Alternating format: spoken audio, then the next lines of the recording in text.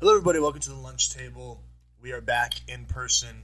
I'm Evan. This is Weaver, Neck, usual crew, and we're joined with Lucas today. Lucas is back. Welcome, Lucas. Yes, I can't remember the last time he's been on the podcast. It's been a while. Actually, last year you were on the. Which one were you on? I think it was a baseball one. Yeah, something like that. Yeah. Excited to be back. Excited. But Excited to have you. yes, but Lucas is back because we are doing our college football predictions. The CFP bracket came out, and the games start next week, and so we're going to talk about them. Should be a good time.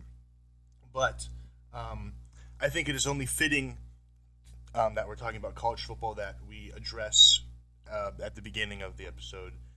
The biggest news in college football is Bill Belichick is now the head coach of North Carolina. What are you guys' reactions to that, and how do you think that's going to pan out? I think we're going to look back at this in about 10 to 15 years and be like, why did this happen?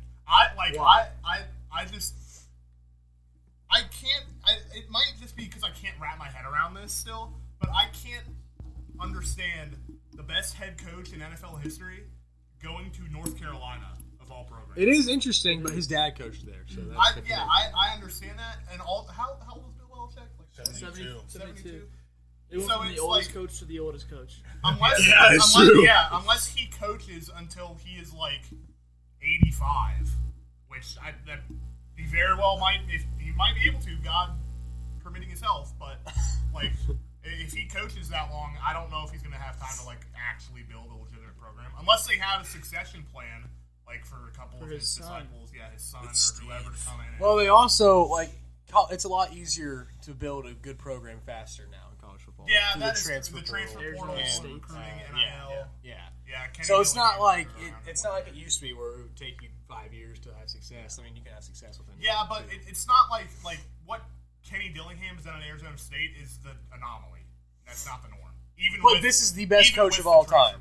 Yes, outside of Nick Saban. College is also a whole different ballgame. It is, but college is more and more like the NFL right It's getting there, but it's still a whole different Unfortunately, ballgame with I'll put recruiting. that out there. You can't just go to the GM and be like, "Hey, I want this." Like you have to be hands-on almost constantly as the head coach at the college level. Which I'm not saying Bill Belichick can't do that. Like I think he's going to be good. I think North Carolina's going to be a good program. I don't know if it's going to have the effect that a lot of people are like anticipating, where North Carolina is just immediately a top 10 team in college football. No, that won't happen. I don't know if that's going to happen, but I mean, they'll be contenders in the ACC. I was going to say, I mean, they could be playoff contenders because if they contend in the ACC, I mean, they can get in the playoffs. Yeah, and that could happen in year 1 and 2 with the but I don't ACC think being wide open. Exactly, Yeah. but I don't think they're going to be like a top. They're not going to be a blue. Well, they are. They're a blue. They're blood. not going to They're be like blue, actual but blue blood, you know. Jerseys look cool though. They have really cool uniforms. They're powder blue jerseys. Yeah. And unlike Marshall, they were able to retain all 80 of their players. That's true. Yes. That is another thing that happened. I'm interested to see because the biggest thing in college football is creating relationships with your players, and in the NFL, I mean, it's part of the game, but it's not as big of a part as it is in college football. And so I'm interested to see how Bill kind of does that because I mean, you've listened to him talk. Like, he's not the most bubbly person. Like he's not the most personable guy. No. Nick But Saban he's really he's a great X's and O's guy, way and more personable. obviously he's a But great he's coach. But I'm interested when he goes on recruiting visits, he goes into a kid's house, how that interaction's gonna go. Talks to their family, whether he's actually making conversation or if he's just a brick wall to talk to. Yeah, I mean he'll probably say "Hey, I'm a 7-time Super Bowl champ, and I've developed. I know how to develop players. I'm going to develop you into an NFL player," and then he can list. I think he talked today in his press conference. He said, "Yeah, I mean, I know how to develop players. I literally brought a quarterback from Kent State and made him into a potential Hall of Fame receiver. I know how to develop I know what players. I'm doing at least a little bit. Yeah. He takes lacrosse players. Yeah. So I mean, he's a great coach, Yeah, he's so a great I think coach. they're going to So I mean, be if he okay. walks in there and says all that, and then he's like, "I'll pay you a couple $1 million as well," that's gonna be hard to beat. But it is very odd seeing him in college. It's not going to happen. I don't think it's going to be Especially in North Carolina, not even like a top tier program. It's no not gonna no be the- disrespect to North Carolina, but I don't think it'll be like the prime effect. No, though. it won't. It's not going to be like they're not going to start pulling top recruits just because. I'm interested to see if they get any like big portal guys though, because I mean, if the biggest thing now is money, and I guarantee you they have it. Yeah, and you get to play North Carolina and get to be under Bill it's an Belichick. It's not extremely wealthy area too. Yeah, not a bad gig. I think I saw one of like the top recruits in 2026. I think said he's gonna visit them now or something like that. Yeah, I mean they'll probably start pulling better recruits, but it's not gonna be like where you got They like flip Travis Hunter. yeah, it's not gonna be. It'll like, probably be more like short-term success. Like they'll have like this, however long his contract is. I think it's 5 years. 5 years. Like they'll have a stretch where they're a respectable team, and then if he leaves, which I mean he'll be 77 by that time, so he'll probably be almost done. Then they would go back to where but they've had some good teams. I mean, then you had Drake May, and they did pretty well with him, and then Sam Howell. But I think this year Mitch they weren't. Trubisky in the past. Yeah, this year they weren't very good, but they've had some good teams. I think that like he could probably build like a base for the program though. Yeah, I think he's just gonna build a base and have his son take over. Yeah. His son's been really good, defensive coordinator at Washington. Yeah, He's cut their numbers in half. He's cut all their defense numbers in half. I forgot that he was at Washington. Wasn't he on the Patriots for a little bit? Yeah, he was. He Yeah. won a couple Super Bowls. Yeah.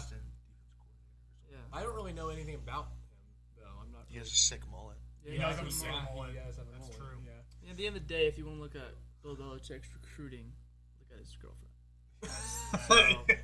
His recruit. You can. his life after in the NFL is gonna be like you said, like we're gonna look back and it's like this actually happened. Yeah. Was he actually dating like a 24-year-old and then was the head coach at North Carolina football? Like, did that actually happen? Yeah. Just wait till he wins the Natty. If that happens, like what? If that happens, you might just have to crown him as the best coach of all time. You might, At yeah, all you would levels. have to. At every level. There's no coach that's Like- ever won. No, that's not true. Pete Carroll did it. Yeah. Nah, sure, Pete But- Carroll to do it, but not Not to the 8 extent, times. yeah, or not to whatever. the extent What is it? of Bill Bill Belichick's Belichick. won He 7. had a dynasty with the Seahawks, Six. though. Yeah, he's won 6. A short games. dynasty. No. He's won. Oh wait, more. no, he won with the Giants. Yeah. Yeah, he's won like That's true. 7, I think. You're right. He's won 7. Yeah, Belichick? he's won 7. So won if the he Giants? wins, I forgot about the word. if he, as a defensive Pete coordinator. Carroll did not win. 6 is a head coach. Yeah, 6 is the head coach. Pete Carroll did not win 7 titles. How many did he win? Two? Two. One with Seattle and I think One with USC. USC, I So, think. okay, So, so he's won 2. Yeah, I think so. I'm Seattle interested to see won if one. like Brady and The Elway other year they and lost to the Gronk and all Patriots. those guys like go on campus. Oh, 'Cause I'm you know, sure. Like Dion's had like a lot of Dude, that'll ex-NFL help. players. Like Yeah. that'll help. Like I mean, Yeah. like what are you doing if Tom Brady? Like if you're a high school recruit and Tom Brady DMs you and says, "Hey, you come should to North probably Carolina." come to North Or you- Carolina." or you just I'm go on your going to North visit. Carolina. Or you just Like, go on your visit and Tom Brady's there, like, hey, like, this is my coach. Yeah, Like, it's like, Like, this is what you can have I'll if you go probably go here. You know, like. Be hard to turn that down. Or like a tight end. I mean, even if you're a receiver, I mean, look at what he's done with these guys in the NFL. Like these guys didn't even play football in college. Sometimes, like some of them. Especially if you're from the area too. Like Yeah, if for you're sure. from like the other side of the country, it's like okay, I might want to stay close to home. But Yeah. if you're in like the Carolinas or like Eastern Tennessee or something, it's going to be very, very. I'm hard interested to see how this set up. could affect like Clemson and stuff though, because Clemson's in South Carolina, so Yeah, it could I don't know, affect they their pull some of recruiting. Yeah. too. But I mean, Dad was Clemson's not not too happy. Clemson's not very good anymore. They don't do anything on the portal They're in the anyway. playoffs. Don't say they're not. They're good. a playoff they're team. a above average team. They're solid. They're program. not They're a like very good once program. They're a good They program. once were like an elite college program. Yeah, They're not at the levels that they were back in the. I 2010s. think they're a good program, but it's just like they have dropped from that like elite tier like team year in and year out. Like year in and year out, they're like top 3 team in college Yeah, football. I mean, when They still got a good Trevor program. and Deshaun. They were nasty. DJ kind of tanked him. Yeah, I mean, but He Dabo seems to do that. yeah, He does seem to he's do that. not doing too great. Dabo's got a good program though. So. I respect him. I think he's a pretty solid coach. Well, speaking of Clemson, let's dive into these predictions. Starting off with Texas and Clemson, the 5-12. Lucas, we'll start with you. Who do you have winning this game? I have Texas, obviously, but at least be closer than people think.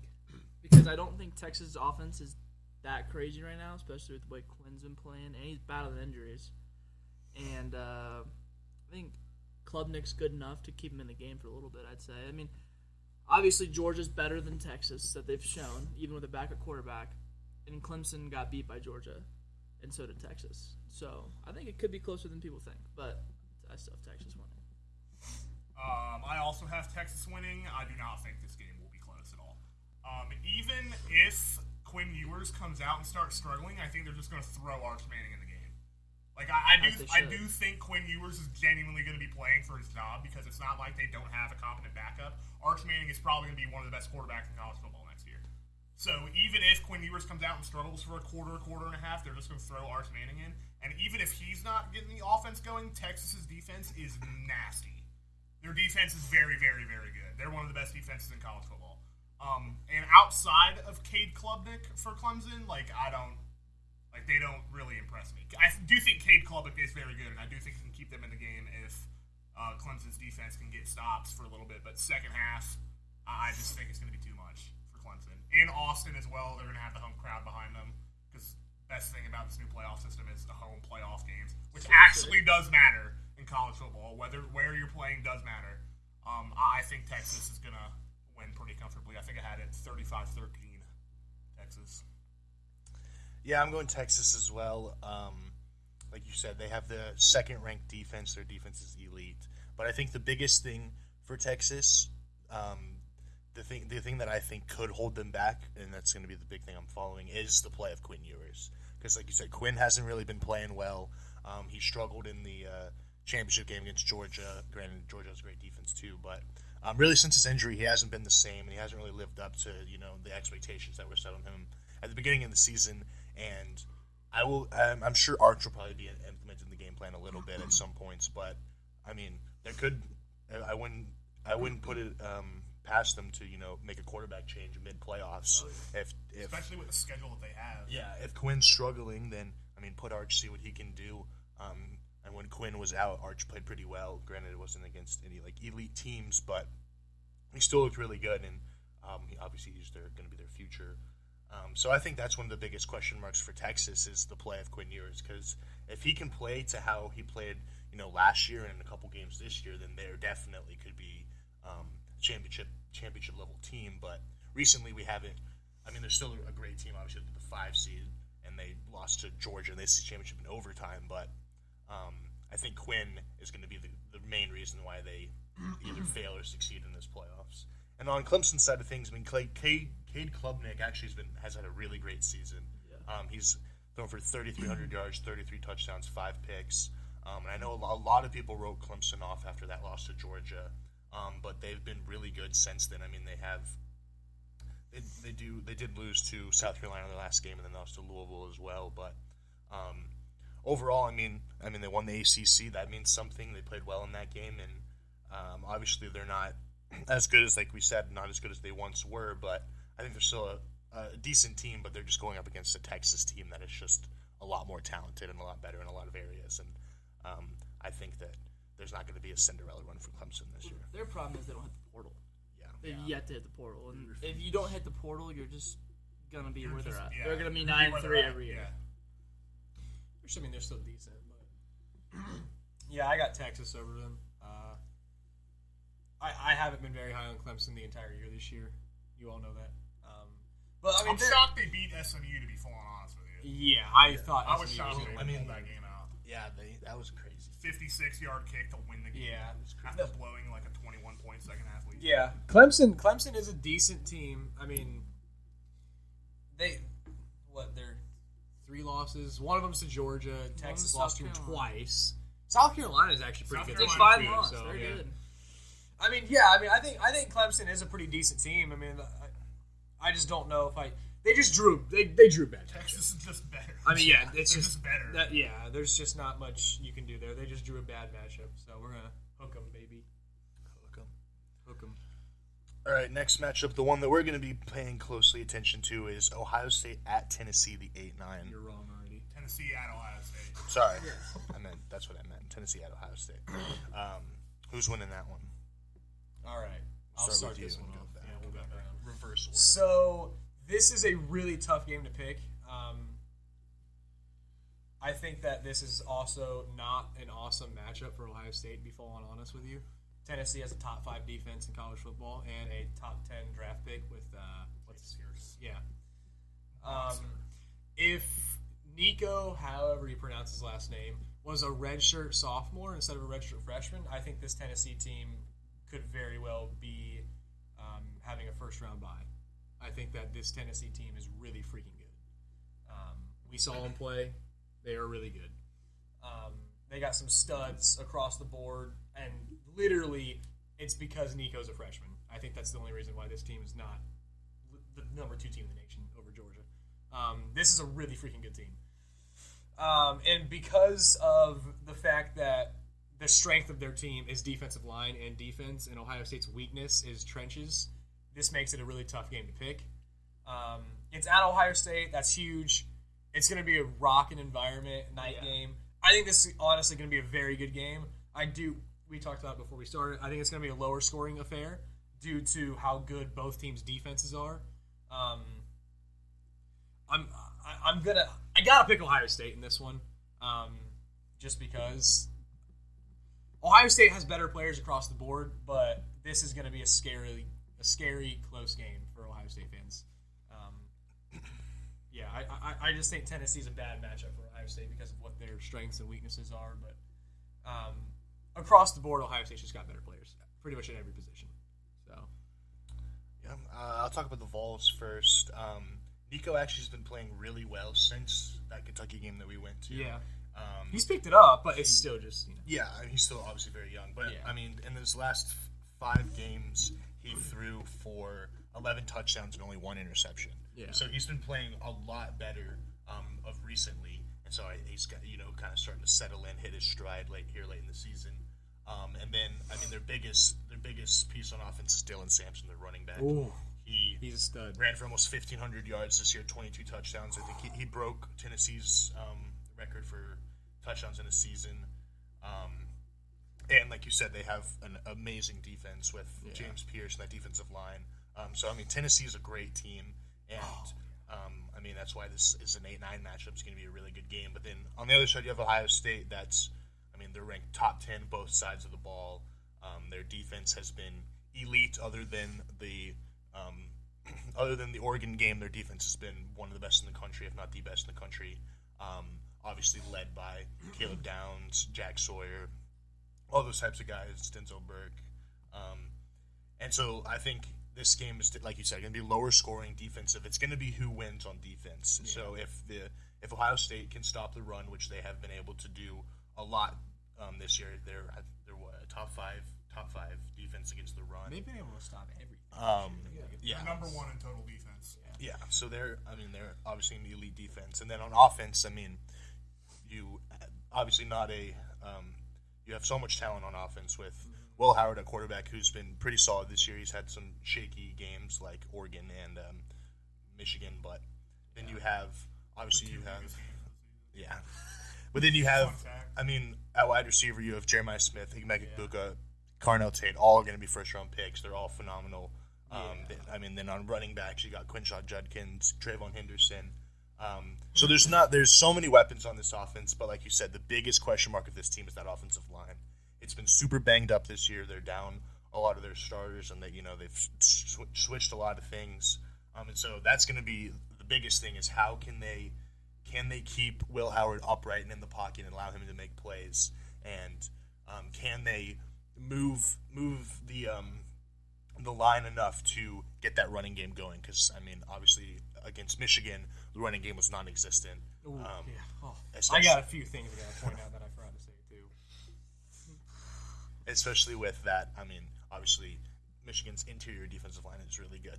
So it's really going to be a battle of the trenches. Who can Ohio State dominate the line of scrimmage, and can Ohio State stop Tennessee from doing the same? Because obviously Dylan Sampson is a phenomenal player. So I'm going to give the edge to Tennessee. I think they are obviously at home, which is debatable if that's a good or bad thing. But, you have this really, really sour taste in your mouth of that Michigan loss, and I think they're going to come ready to prove their fans wrong and prove the nation wrong, that they're actually still one of the best teams in college football and a national championship contender. And I think they're going to beat Tennessee, but I think it's going to be a phenomenal game, and one that probably gets decided within the last couple minutes. So you're picking Ohio State. Yes. You said Tennessee. No, I said Ohio State. No, I said I'm giving the edge to Tennessee. No, I said I'm giving the edge to Ohio State because of their home. I said Ohio Did State. Did you hear Tennessee too? You heard Tennessee too, didn't you? I said Ohio State. I swear I heard Tennessee. You heard Tennessee, but we get it. But no, so the other thing that I forgot to point out, another thing for Tennessee, their offense is so balanced. No, yeah. They are just good at everything, and that is the issue. Ohio State against Michigan was completely ineffective at most things. Like, I realized Their that defense played lights out. offensively. I'm talking offense right now. Oh, yeah. I understand that Michigan's defensive line is good. Tennessee's is better, and you couldn't run the ball against those guys. Like, Is Tennessee's better? yes. Tennessee is a top 5 defense in the nation and a top 10 DN draft pick.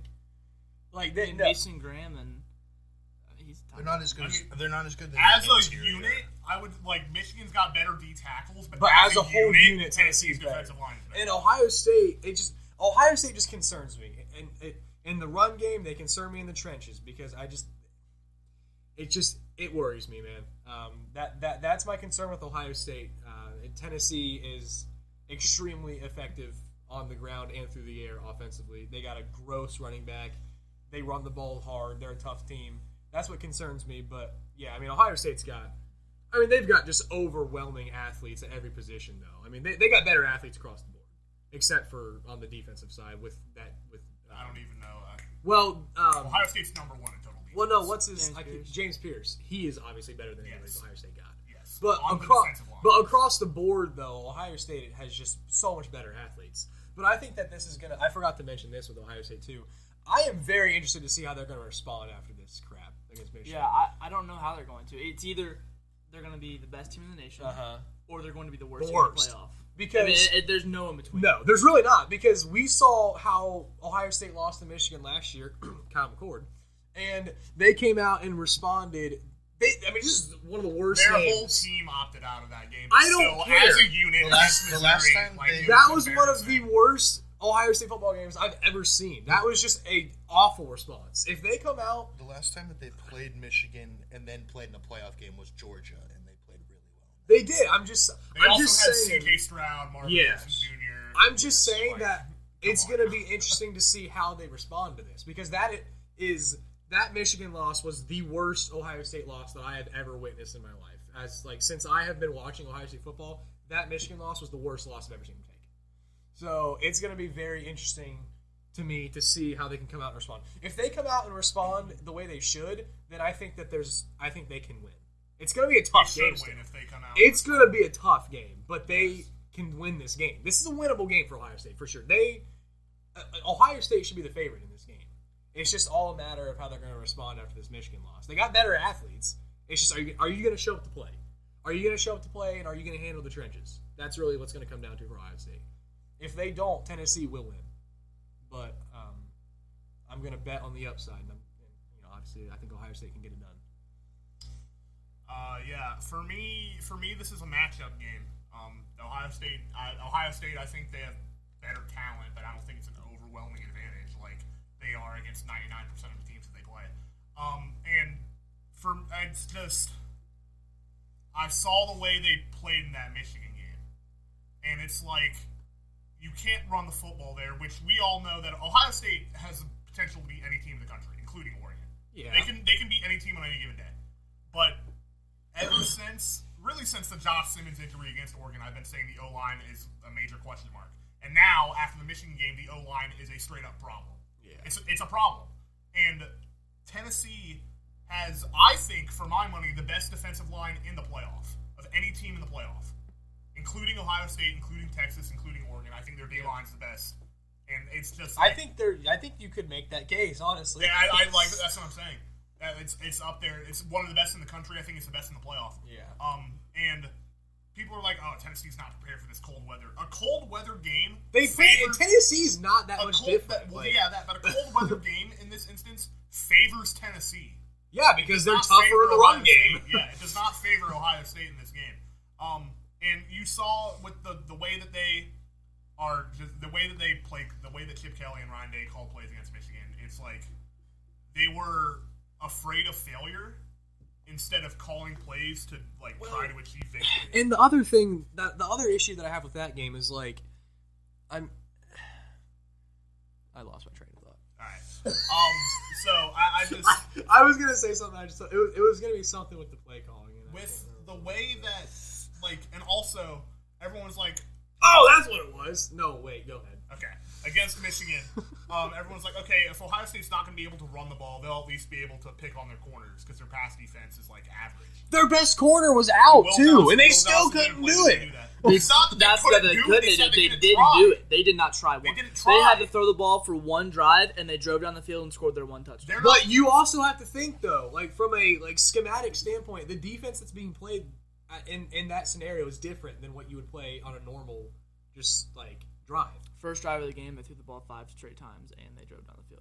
Well, I thought you were talking about before the halftime when they scored. I'm talking about both. The two I'm talking drives about- they got points, they aired the football out. Yes, that is my exact point. The other drives where They they had to run the scored on ball, it was stupid. Well, they try to beat Michigan at Michigan's game. It's like you're not gonna, And it's Ryan Day is just like Michigan is just so much in his head that like he thinks he's like we have to prove that we're tougher than them, and it's like. No, you don't. Just go out there and beat them. Yeah, I mean, it's like okay, play to your strengths, dog. If it was me, if I was Ryan Day and I was in his shoes, would I run the ball more and focus more on the trenches? Absolutely, I would. Because personally, I think that if you want to win football games late in the season, you got to run the ball. No, I agree with that. But However, in that you can't particular do it. game, you can't just keep Yeah, running you into a brick wall. got to play to your strengths. It wasn't Yeah. working. It Unfortunately- wasn't working. You got to switch it up. I know. I'm just saying. I'm saying you. I'm agreeing with you. Yeah, You have to play to your strengths, but I am saying if I was Ryan Day, I would definitely be building this team to run the ball more because every level of football, it does not matter, high school, college, NFL. When you get late in the season, you got to run the ball. You got to be tough in the trenches to win. That's just how it is. All right, back to the Tennessee Ohio State prediction. For me, it's a matchup game, and also I get the crowd's going to be like rocking, whatever. Okay, the crowd's not playing in the game. Okay, the crowd can affect the game. The crowd's not going to be the players on the field. Tennessee's used to this crowd. They play in That's Georgia what and I'm Bama. saying. They play Georgia, And Bama, LSU. They play South Carolina. Like they're I used don't to think this. the crowd is going to be like a huge. No, it's not going to be like a huge. It's not, I don't think it's going to be. I mean, it's gonna be full sleek. on. It's gonna be I rough. don't think it's going to be a factor at all. To be full on. Both of these teams are used to playing. Yeah, that. that's what I'm saying. The 2021 recruiting class came back for Michigan. Their entire focus, they've said this throughout the entire offseason, They literally came was back to for beat their senior Michigan year to beat and then win a Big Ten championship and win a national championship. If I was in their shoes and I lose like that, it's like, how am I going to get myself ready to play You any have other to. game that's not the You national- can't give No, I know up. you have to, but it's like, You are you going to? It's a like tough Ohio mental hurdle. Ohio It State's is. got to overcome this mental hurdle. Tennessee is playing their biggest game. Ryan Day has to overcome this Yes, mental both hurdle of them. too. But Tennessee is playing their biggest game in 15 years. Oh, they're going to come out and play. maybe not that long, but maybe like the Alabama game. But it's their Outside of their Bama and first Georgia. real postseason game in this like century. Yeah, I this is just- the first time they made the playoffs. I don't trust Ohio State, man. I can't trust them. I think that Tennessee's defensive line is going to dominate in this game. I don't think Ohio State's going to be able to run the ball at all. Michigan's pass defense is ranked 66th in the country. Tennessee's pass defense is ranked 17th. They're not going to be able to pick on their corners. They're not going to be able to air the ball out to Jeremiah Smith or whoever. I think Tennessee wins a low-scoring game. I have them winning 19-14. I think. And who knows what happens with Ohio State. I just I went into the Michigan game, and I thought that Ohio State was going to win just I with. thought they were going to boat race. I thought they were going to just run them off the field, but like I did say my one and only concern here is their defensive line. Ohio State's weak on the offensive line. Michigan's strength is D line. I still thought they were going to run them off the field. They did not, and that's why they lost. And it's the same concern I have here, except Tennessee's better. Well, my thing here is, this is what I got to say about it. We have a bad loss with Michigan. Tennessee has a bad loss to Arkansas. It's different. It's not the same. They scored 14 points against Arkansas. No, I get that. It's Listen, it's different, I don't man. think that Michigan Nico... better than- are you saying Michigan's better than Arkansas? I'm saying they're both bad losses. Yeah, And I'm saying that them scoring 14 points against Arkansas, how in the world are they going to score against Ohio State? I feel like every team has games like that. Like Ohio State had no business There's losing no that game. elite team in Tennessee college had no football. business losing that game. Yeah, but It's then the like next week, they bounced back from that loss, won in overtime by 6. against Florida. That was the same week as Oregon. that was the stretch when Tennessee was not playing well. I understand that. But, I mean, all They of were their... not playing well. They got beat pretty bad by Georgia. Yeah. And the Vanderbilt game, their last game, was close until the fourth quarter. Vanderbilt's a solid Vanderbilt team. or Ohio State. It's not even close. It's not even close. Michigan versus Tennessee. It's not even close. But no, I understand that. But they should have no problem with it. And Vanderbilt was scoring on them. No, I know. Ohio State will score on Tennessee, and I don't Tennessee know, man. will not score on Ohio State. The only thing that I have to say to like go against the theory, like that theory that you're proposing, is that like the SEC's been funky this year. They've all beaten each other. Like Vanderbilt beat Bama, Bama beat Georgia, Georgia beat Texas twice. and went into 8 overtimes with Georgia Tech. Like Tennessee beat Bama, lost to Arkansas. Like the SEC's all over the place. All I'm going to say is Tennessee's last 2 games, home versus UTEP Yeah. and at Vanderbilt. I don't know why the SEC does that. Like, So, the They second don't to play a ninth conference game. That's why they get like, the but schedule ranked team the in second to last game of November. the season, they all just play these like bum schools. Like, So- why? That's why I'm going to pick Ohio State. And I think I agree it's going to be very low scoring. Like, it's going to be kind of a boring game to watch. Like It's gonna be It's gonna be like defensive Notre game. Dame, Ohio It's, State. I think level. I It's think- gonna be a yes, defensive It's game. going to be 13-10, just like the Michigan game was. But I think I don't know if we're making field goals. I don't know. That's what I'm I saying. really Jake Feeling's don't not good. know. They, don't dude, know. the kicker missed 2 field goals inside the 40. Like, he shouldn't even be on the team. Like, Yeah, but it's going to be super low scoring, and the only reason I'm picking Ohio State is because it's a home game. And I understand Michigan's home game. You don't have to tell me that, but don't say it, man. I think a night game at the Shoe, they're just going to be able to pull it out. But I think it is going to be the best game of the weekend. No doubt. Well, yeah. No doubt. It's going to be. And obviously, it's the closest ranked seeding. But Well, I mean, yeah. it just depends if they throw the ball. If Ohio State throws the ball 30-plus times, they win. They got to take care of the ball. End of the day, Yeah. and, Will Howard is that mistake, and turnover battle. Yeah, I mean, I think, looking at the rest of the games in the first round, I mean, the best one. it's definitely the best game, and That Notre Dame game. Well, that game's on Saturday. I think the Notre Dame, Penn State, and Ohio State. I think all 3 of those games can go either way. Honestly, the Clemson game was the only game that I was pretty confident in saying Texas. Yeah, well, Texas is the biggest point favorite. I mean, that's why the 8-9 is always a great matchup because it's 2 elite teams. Yeah, I mean this game very well could go. I could genuinely see either team winning this game. Tell you what, Oregon's rooting for Tennessee though. Oregon, Yeah, they are. Oregon, They're absolutely they are. rooting for Tennessee. Yeah, they They're are not rooting Ohio for State. I'll tell you Tennessee that. this Yeah, they I will are. tell you that right now That is very true. because they know that Ohio State should have beaten them. Well, I mean, if And Oregon, that is the one team they've played this year that should have beaten That them. should have legitimately. And if, they know they got lucky. Yeah, I mean, if Ohio State beats Tennessee, I think they're. I think the. Are we doing the whole playoffs? Yes, whole playoffs. Okay, never mind. I'll save that for the next go around. All right, let's move on to this SMU Penn State game, 11-6 at Penn State, and it's a whiteout. Yeah. All right. That is going to be freaking Lucas, sick. we'll start with you, and then That we'll is go going to be back. sick. Listen, SMU's good. Them playing out a whiteout, and they couldn't pull it off against Clemson in a big game. That is why I'm choosing Penn State. And Penn State played very good against Oregon. They surprisingly They came kept one that. or 2 stupid passes away from possibly. That game was close, and after the first drive, I almost turned it off Yeah. because I was like, "This game's not gonna be close." Uh-huh. If Penn State's offense plays like it did against Oregon, they're gonna be a real problem. They're gonna be real. If their offense plays like they did, they're gonna Come go to the Final national. Four. They're gonna go to the national championship. No. Their path The is toughest team they gotta play is Georgia, who doesn't have their starting quarterback. Yeah, they had I think, Listen, I think Carson Georgia Beck will be without a back start- by the time they play them. Georgia without Carson Beck is still like. I don't know. I'm just saying Georgia. that I think Penn State wins this game, and I think it's gonna be. I think the Texas Clemson game's gonna be closer. very good. Happen. I don't think this game's gonna be close at all. I mean, It's fair. SMU blew a lead to Clemson. What? They didn't- I didn't watch they that were game. What happened destroyed. in that game? So SMU SMU scored. SMU was down 16. I think it was 30. Oh, that's right. They came back and then lost. Yeah, they were That's all down by that's a lot. Okay. At halftime, they came back. They scored a touchdown with like 20-something 20 seconds left. Okay. And then Clemson got a return to like the 40, and then they kicked a 56-yard field goal with. So time Clemson expiring. came dang near from choking. Clemson deserves to win that game, but also like they almost choked it. Yeah, they did. Penn State's defense. Too Well, good I mean for that's SMU. like Clemson, SMU. I mean that. I didn't watch the game, but if that's how it went, I mean, you could almost make a similar argument that you made with Bama and Georgia.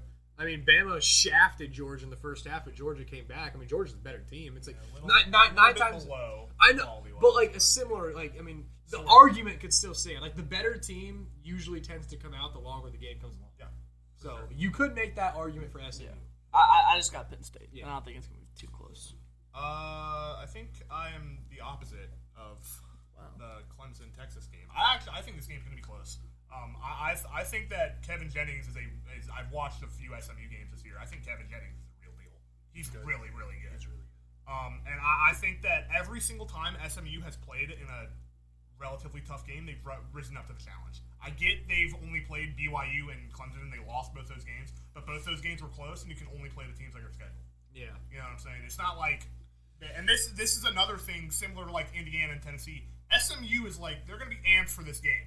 This is like a program-changing game for them. It is. Like they've got the chance to go into Happy Valley and truly just stun. They the college were football. they were built for this NIL era. Yeah, that's what I'm saying. They were way before their time. Yeah, they were way before their time. Yeah. Fun fact, death penalty. Anyways, but I think Penn State's just better. Outside, like I do think Kevin Jennings is a real difference maker at quarterback. I think that he could play a better game than Drew Aller, to be full on honest with you. But I think Penn State's just a better team. Drew Aller was impressive. I think it'll be close for the first 2.5, maybe 3 quarters, but fourth quarter, Abdul Carter, that wideout is going to come into play. Their defense will make some plays. Agreed. And I think they'll win like 31-21 or something along those lines. Yeah. Yeah. On SMU's side, obviously, like you said, they haven't really played. They don't have the strongest strength of schedule, but their defense has only allowed 24 plus points in 7 games this year, and they've scored 28 plus in all but 1 game. So they're a good team. And like you said, Nick, Kevin Jennings has been really good. I think he's going to have a good game. But from what I saw from Penn State against Oregon, that was the best game I'd seen Penn State play all season. Yeah. They looked great offensively, and I mean there was no defense being played No. in that game. But I mean you have Abdul Carter, who's going to be a top 10 pick, who's one of the best edge rushers in the league, and then you have Drew Aller, who played really well in that Oregon game, but as we've seen, he has games where he's not that great. So I'm interested to see what type of Drew Aller do we get? Do we get a Drew Aller that we've seen a couple times in the regular season where he struggles, or do we get what we saw against Oregon? And then they have a really good rushing attack with Singletary and Katron Yeah, Allen. that was the most impressive part of that game. Yeah. Those two running backs are good. Yeah, so they can good. run the ball very effectively. Didn't I say this like start of the year? I was like Nick Singleton and Katron Allen, or like You Yeah, probably that's did good. not say that. I think I did during the West Virginia game. They're good. And you all were like, "Oh, it's Penn State. It's Penn State. No one cares." Well, you're always high on Penn State for some reason. I'm gonna laugh when they make it farther than Ohio State does. I'm gonna cry when that happens. Hey, they got a lot easier of a They beat road. Ohio State. No, but Okay. you know. But anyway, their secondary has been pretty good too, and I mean they have Tyler Warren, who's probably the best player Jeez. offensively on the team Future Colt on the Tyler Warren. in the game. I mean, they put him at quarterback, running back, slot, tight end. They put him literally everywhere. He's a heck of a player. So I think he's going to really bash that SMU That guy is pretty good. defense. And something that Penn State does a lot is they do a lot of like very funky formations and move players around a lot. Like they'll have Drew Aller out at receiver. They'll put their backup Yeah. quarterback in, and they'll direct snap it to Warren, and then he'll pitch it to Aller, and then they have a bunch of weird plays that I think a defense that has had a lot of success in SMU that can kind of shake them, because you really can't.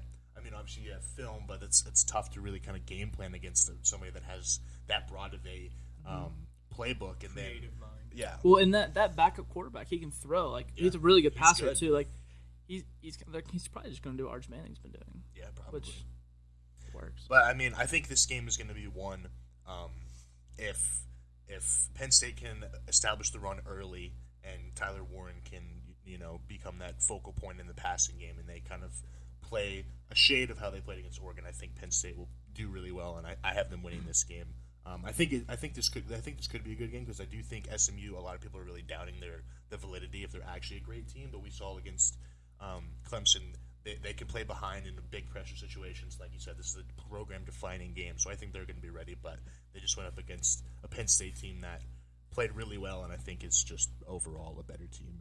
And their strengths cater more to them than the SMU. Yeah, and I think Penn State comes out of that Big Ten championship game like with the winning feeling. Like I don't think that loss meant much to them. They're very confident.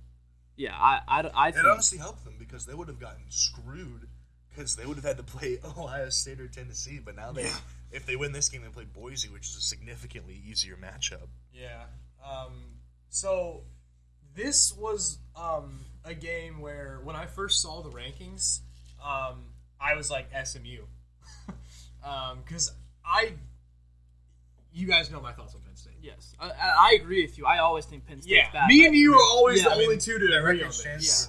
I won one game against top 5 teams. That Ohio State game score looks closer than the game actually was. That was not even close. That game was never close. Exactly. So every year, it never fails. Every year, me and you are always like, Penn State is just not that good. Like they are overrated every single year. They are a decent team, and that is all they are. So when I saw this matchup, I was like, dude, SMU's having like the year of their lives. I think that they're going to beat Penn State. But when I actually thought about it a little bit more, I'm going to have to take Penn State in this one. They're just better. Because, and I'm going to explain why. Is because even though SMU showed that they can come out and play in high-pressure situations, and they very well could be the better team. They probably are a better team than Clemson. Because, like I just said, the better team tends to come out the longer the game goes on, right? So they lost off a 56-yard walk-off field goal. Like, SMU is probably better than Clemson, yes. But what I watched Penn State do to Oregon, that and the fact that it's at home in a whiteout, that's why I'm picking Penn State. It's a noon whiteout. It's a noon whiteout, which does kind of suck. Yeah, but still, the fact that it is at their place and it's a whiteout. But what they did to Oregon, they scored 40 points on Oregon, and they came one or two bad throws away from probably beating them. Why James Franklin went for 2 in that? That made no sense to me. Well, but the thing that perplexed me even more was that was terrible, yes. But the thing that was like, why Drew Aller on that last potentially game-winning drive? Why are you going deep on 2nd and 10 like that? You have time. You have timeouts. You don't need that. He threw it across the field, too. That's a long throw. He didn't go deep on his sideline. He went deep on the other side of the field. It was a stupid throw. It was just a stupid. And I'm sure he probably knows that. That was just a stupid throw. So that was like, dude, what are you doing? I mean, if that's the main play I'm talking about. If that play is, if that play and that series is different, then Penn State might be the number 1 team in the nation right now, or number 2. So they put 40 points up on Oregon, who is the unanimous number one team in the nation. I think it'll be a pretty decent game, but I just think that Penn State, unfortunately, I want to pick SMU here because I want to see SMU Boise quarterfinal. Go insane. I want to see that. I just don't know if I can do that just because of what Penn State showed me last week. So I'm gonna probably take Penn State in this one against my will, but I do think it'll be a decent game though, and I think I don't really know because SMU showed up to play against Clemson. They almost came back and won. They deserve to be in the playoffs. Yeah, they're not a non-playoff team. No, they deserve to be in. They deserve to be here. I just think that it's kind of a bad matchup. But I'm looking at it, and I don't know if there's a team in this first round that they could beat, to be honest with you. I mean, other than Clemson. SMU? Yeah. Yeah, I agree. But I'd say the same thing with Penn State. Like, I think out of every team in the first round that's playing, I think Penn State is the second worst. I would agree with that. I don't think Penn State beats. They're better than Clemson. Okay, maybe. I think it'd be a good game. And probably Indiana too. I don't know about IU. No, we'll talk about that in a second. IU but in a second, I think I think that Clemson is the only team in this first round that these two teams could probably beat. Yeah. Unfortunately, these two teams are playing each other. I don't know. I would like to see SMU, but I'm going to give the edge to Penn State just because of what they showed me last week. Fair enough. Fair enough. All right, last game of the first round. Number 10, Indiana at South Bend against number 7, Notre Dame. What a game! What a That- game. that I South hope Bend it is gonna be snows. rocking. Yeah, And this is- I hope it's just snowy. Oh, this is going to and be just this is going to be an awesome Battle game. for an Indiana. an Indiana battleground. And, I can't wait to watch this, dude. Am I starting? Yeah. All right. So I don't have a ton of insights on really I don't have a ton of great insights on either of these teams. To be honest with you, but I just know that IU has been smoking people this year. Every team they played except Ohio State, they have just absolutely slaughtered. I realize that their strength of schedule is not awesome, but it's literally what Nick just said about SMU. You don't the team doesn't make their schedule. You play who is Before the on season, they had Washington, they had Michigan, Ohio State, obviously. Before Yeah. the season, it was okay. it there's looked schedule. it It looked looked like like a it's solid decent. schedule. It's not Well, their but- fault half the team. I know. Well, and that's what I'm saying. You play who's on your schedule. You don't have control on who's on your schedule. All you got to do is go in and week out and beat that team that is on the schedule that week. And they slaughtered them. And they have done that mercilessly against every team. They have put 50 points up on multiple teams this year.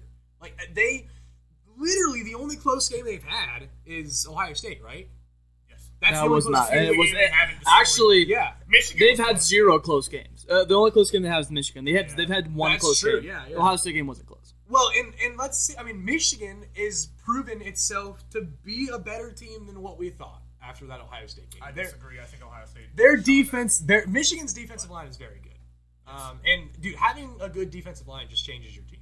Yeah. If you have a good defensive line, then you're probably going to have at least a little bit of success. So Indiana, I think Indiana is legit.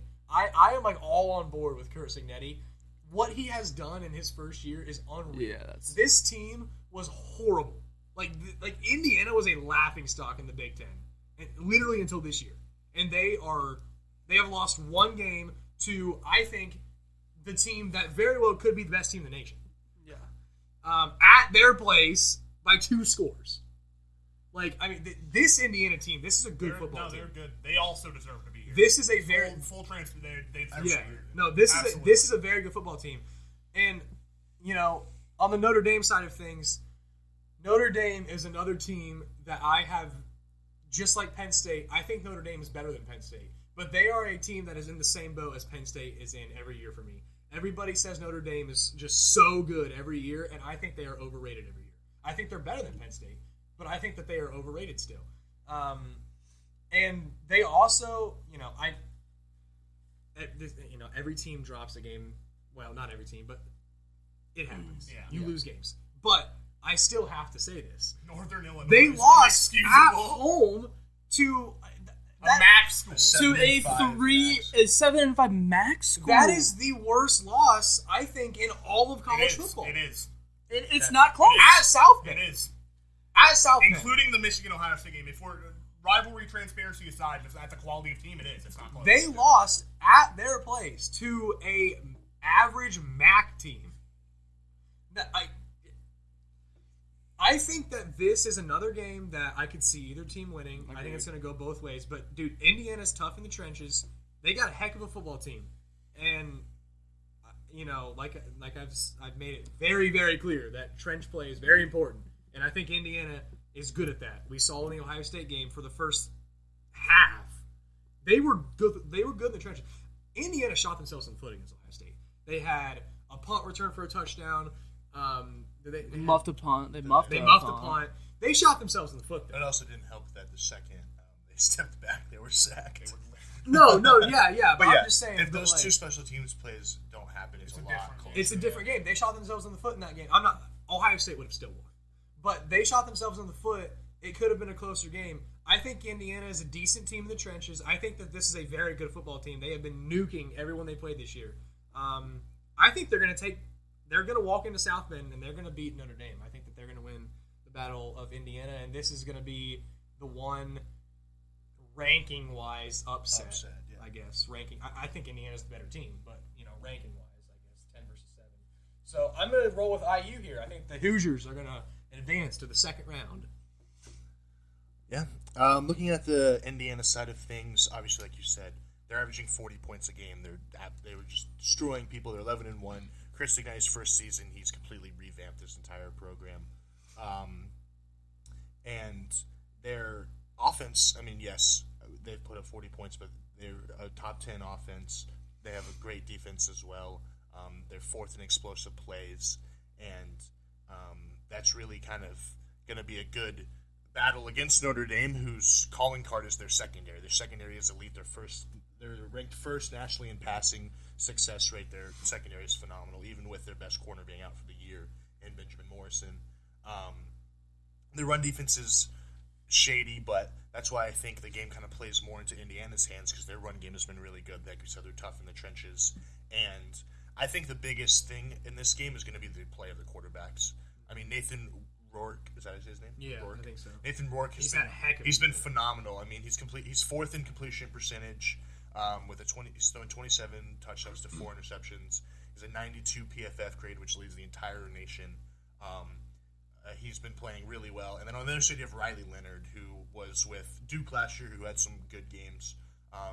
He's been solid. He's ninth in PFF grade, but I just don't think that Riley Leonard is the type of quarterback that can go out there and win you games. And I think that in this game against a tough, like a hard-nosed Indiana team, I think they're going to make enough plays to even against this really tough Notre Dame secondary. I think Nathan Rourke, who's been phenomenal this year, I think he's going to make plays.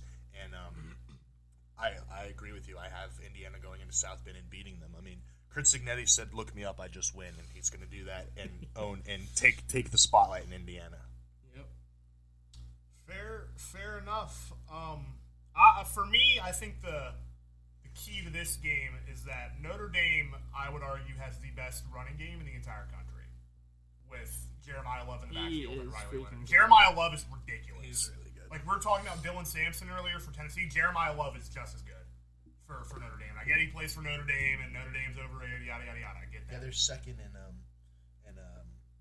rush yards per game. Yeah, yards per game. And Riley Leonard can also run the football. Yeah. I do agree that the play of the quarterbacks is probably going to play a big factor, but for me, we saw what Ohio State did in the run game against Tennessee. Notre Dame's just going to do that constantly.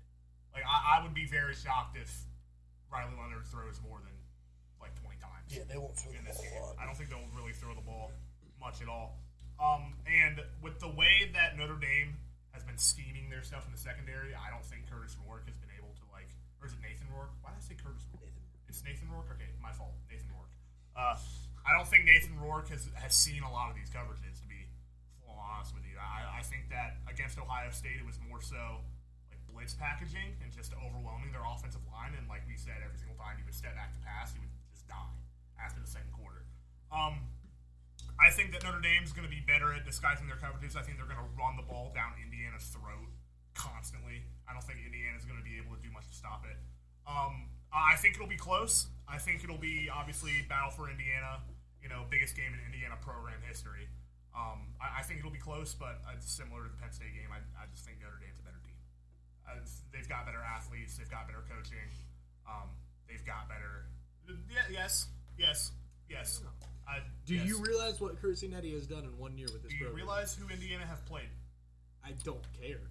They've nuked all of them. I know. You say that like Notre Dame, since the NIU game, has also not been nuking teams. Since the worst loss in college football? I get that, but the difference between that is that was in week 2, and this is now the playoff. Ohio State's loss to Michigan was the last time they stepped on the field. The difference between September 4th to September schedule. Yeah, September 7th Notre Dame versus today's Notre Dame, I think, is night and day. All right, this is what I have to say about this game. So I'm picking Notre Dame in this game. Indiana has a MAC quarterback. Notre Dame has a Duke quarterback. Both of them are terrible compared to both of them are terrible compared to some of the other quarterbacks we're going to see. Yeah, they're in the bottom tier. They're the bottom tier of quarterbacks that there are going to be in this. I mean, Rourke threw for 61 yards against the one defense he's played that's good. He did 61 yards. That is why nobody's scared of Indiana when they played them. If you think you're good, you should not be scared of Indiana. On the flip side, if you're Indiana, you shouldn't be scared at all because Notre Dame lost to NIU at home. Now, I get it was week 2, but that is the worst loss I've ever seen. Ever. It's pretty bad. Notre It's Dame- pretty What? bad. What? It's pretty bad. Notre What? Dame should have 1,000% gone undefeated. Yeah, They- By yes, far, no doubt. And easiest I think it's schedule I've absolutely Yeah. crap, and it What's- should what not about be you, allowed Sharks? again. I think it's I crap. feel and- like the stronger schedule than is Notre stronger Dame's. than Notre Dame, but Just 'cause of Notre Ohio Dame- State. Just because of Ohio State. Listen, I think it's absolutely crap, and then it has to change after this year that Notre Dame's out in the conference because They're not going to join a That is conference. significant. Their brand is too big. They're never going to join a conference. No, Notre Dame's not running conference. Notre then they need to be penalized for They it. can't be ranked higher than 5 in the playoffs because of that. Notre Dame's biggest win is against Texas A&M before they actually were a good team. Yeah, They beat Louisville. why are you so high on Louisville's Notre not Dame year in and year out? Well, is Notre Dame's good win Like against they Army don't too? like. Army's like they beat the crap out of them. It was 49-14. Like I just. I just think don't- this yeah. game Notre Dame is in the same shoes Penn State. I think this game is the battle of mids. I think if these two teams in Penn State play each other 100 times, they'd all win 50% of the time. Like I don't know who to choose in this game. I think IU's better than Penn State. To be full and honest with you. I agree. And I think Notre Dame's playing really well, and Love is really good. He's been fun to watch play, and I think at the end of the day, just by a smidge, Riley Leonard is better than Rourke, and that will be why. I don't think Riley. I don't think Riley Leonard is better than Nathan Rourke at all.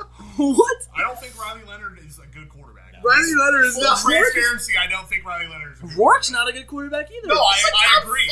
5 and. I mean, he's not like. No, he's not. He's like played some one of these real other guys, defense, but, and he like, threw for 60 yards. I trust Rourke he's more than I still trust better Riley than Leonard. Yeah, Riley. I also trust Rourke more than I do Riley Leonard. No. I think that Notre Dame is outside of quarterbacks. Notre Dame is just significantly better. Yes, I agree. They're just a significant. And I think their quarterback's better than Indiana's, and that's why I have Notre Dame winning by 2 scores. I think that Riley Leonard is the worst starting quarterback in the entire playoffs. Probably. I think it's him and Rourke. I mean, you could. Him or But Rourke He was is probably Notre Dame. And Who's- who's who's- Boise Kelvin State's Jennings. Jennings- Oh. Oh. Max Masson's good. Okay. So that's probably the 2 worst then. Yeah. Yeah, it's the two worst quarterbacks. And at the end of the day, Notre Dame has, by a little bit, played better teams than Indiana. Their strength of schedule is ranked 20 lower though. I will say. It's just because of all the Ohio State games. Their both schedules have been terrible. They've Let both me, been terrible. let me see Notre Dame's schedule. I want to see what. I'll go through it. Okay, Texas A&M, Decent team. decent team. We don't talk about that was Northern before Illinois. Texas A&M and Yeah. Florida, actually. Yes. Okay, so they. Yeah, actually got Northern that Illinois terrible. Purdue literally the worst team in the Power 4. Uh-huh. Miami, Ohio not good. no.